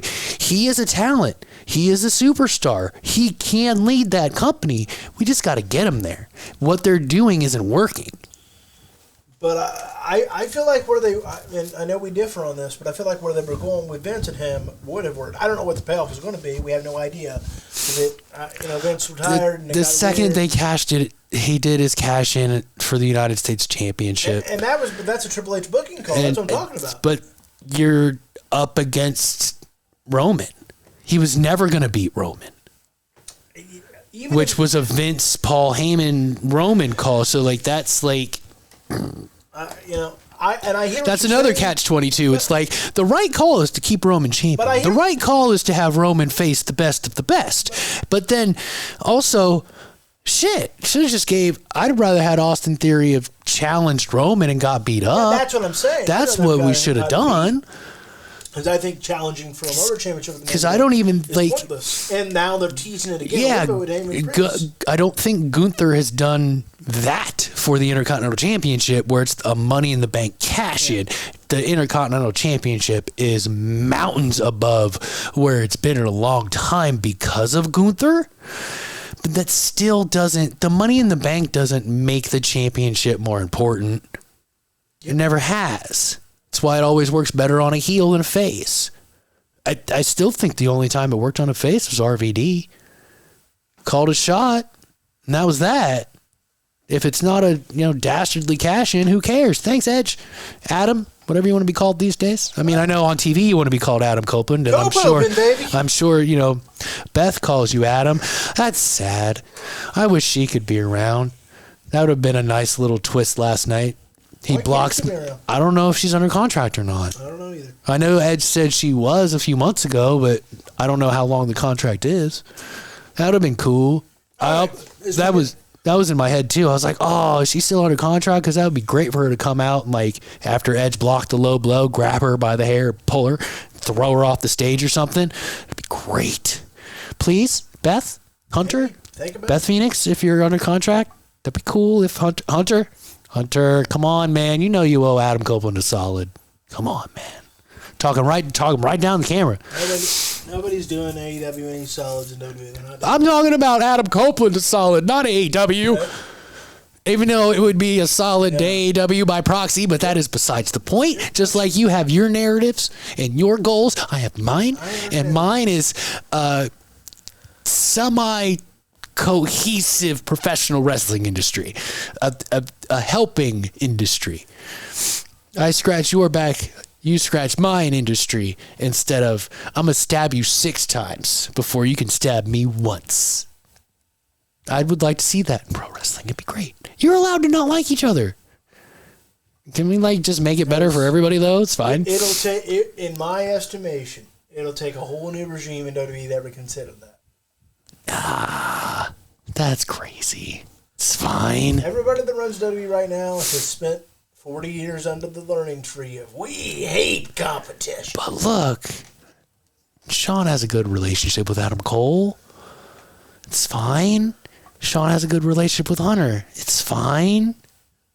I'm sure they're all friends. I mean, not like Hunter and Tony, but there's friends that overlap over there. I'm not saying you're wrong. Because I'm sorry.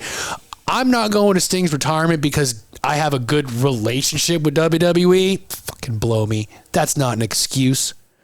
Now, Kevin Nash comes out and says, I'm 6'10". I'm recognizable as shit. I don't want to sit out in the crowd. That's a valid reason. Well, it's not. I have a good relationship with WWE. I don't want to screw that up. Motherfucker, Hunter's one of your best friends. Get serious. Well, I mean, and plus, Tony just proved that he's willing to work around that because Lex Luger is still under contract with WWE. And guess what? Lex Luger wasn't shown on camera. Tony doesn't want to get people in trouble. But he was in the crowd for his friend Sting. And Kevin should have done the same thing. Look, I get it. If you want to say, I don't want to take anything away from him, I'm going to tower everybody over in the front row, it'll be hard to avoid me. I think those are valid reasons. I have a good relationship with WWE, so I'm not going to go watch one of my oldest friends match. Dude, you can sit in a fucking box and be ignored. There's ways around it. They did it again. I don't know what they did exactly, but Lex Luger and DDP both under contract WWE. We're both there, and we're not shown on camera. So they easily. I think DDP stayed in the back. Well, yeah, so you could have for your friend.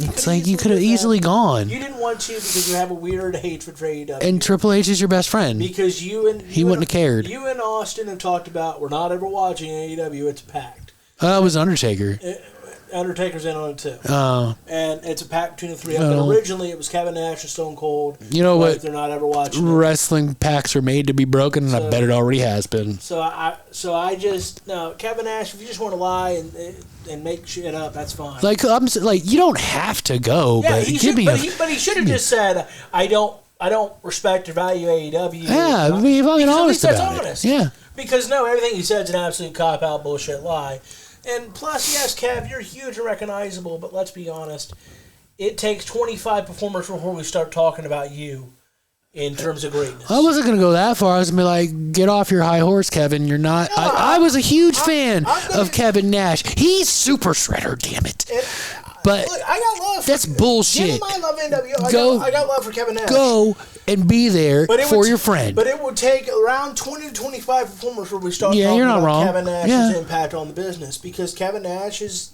And he's done well, and I think Kevin Nash is the ultimate crony. Well, and I think that the best example of that is the NWO wouldn't have worked if it wasn't for Hogan.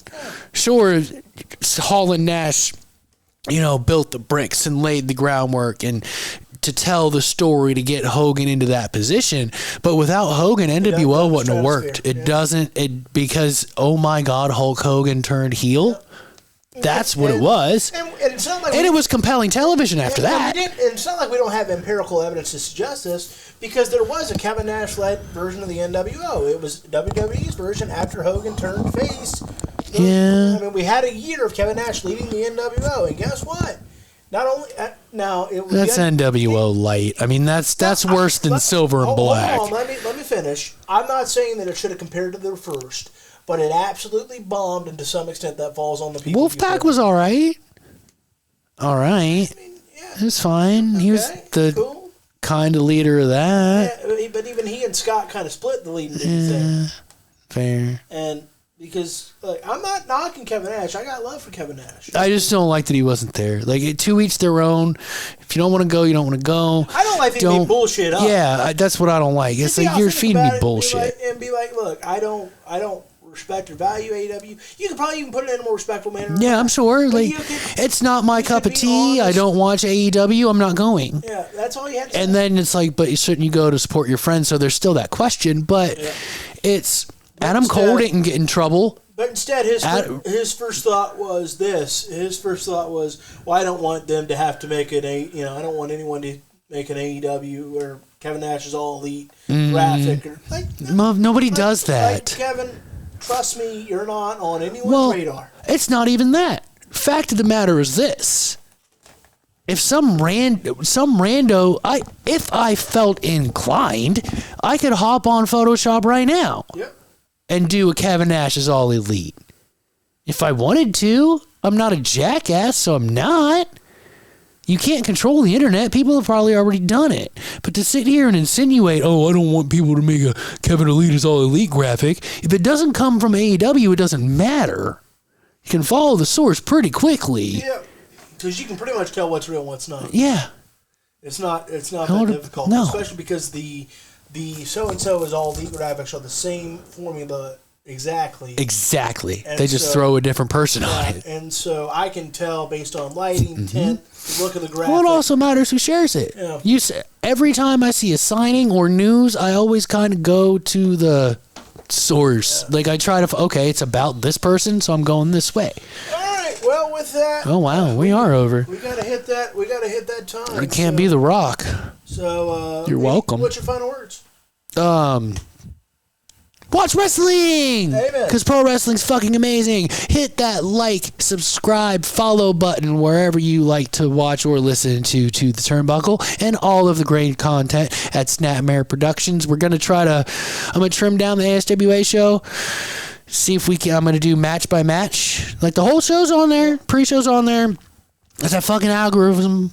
I said that terribly, prefers shorter videos, so I'm going to be posting those this weekend, try to get us some traction. Check out Snapmare Productions on YouTube for all of your To The Turnbuckle. There's a couple new episodes for the past couple weeks of To The Turnbuckle on there. I've been going on an upload spree slowly but surely because internet. That's it. What do you got? Look, we're gonna start. We got to figure out a time to really sit down and start reviewing Collision because we just got here. I'm thinking I'm going to start reviewing some other shows like MLW because I do these like monthly specials now instead of weekly television, and so I think I'm going to really attempt to do that. I'm trying to figure out how do I want to format that, what I want to, how quick I want, because I don't want it to be with this. Yeah, this is a special. I want to try to make it kind of 20 minutes or less. Fair. And so it's how do I take Loganity and put that in that? Put that in that. Okay, I like it. And so I'm taking them with that. So stay tuned to all of our social medias. And again, like, subscribe, share, and we'll be back here next Thursday. And until then, as we barrel towards the road of WrestleMania like a fat kid down a hill, we'll see you in the ring. Ding, ding.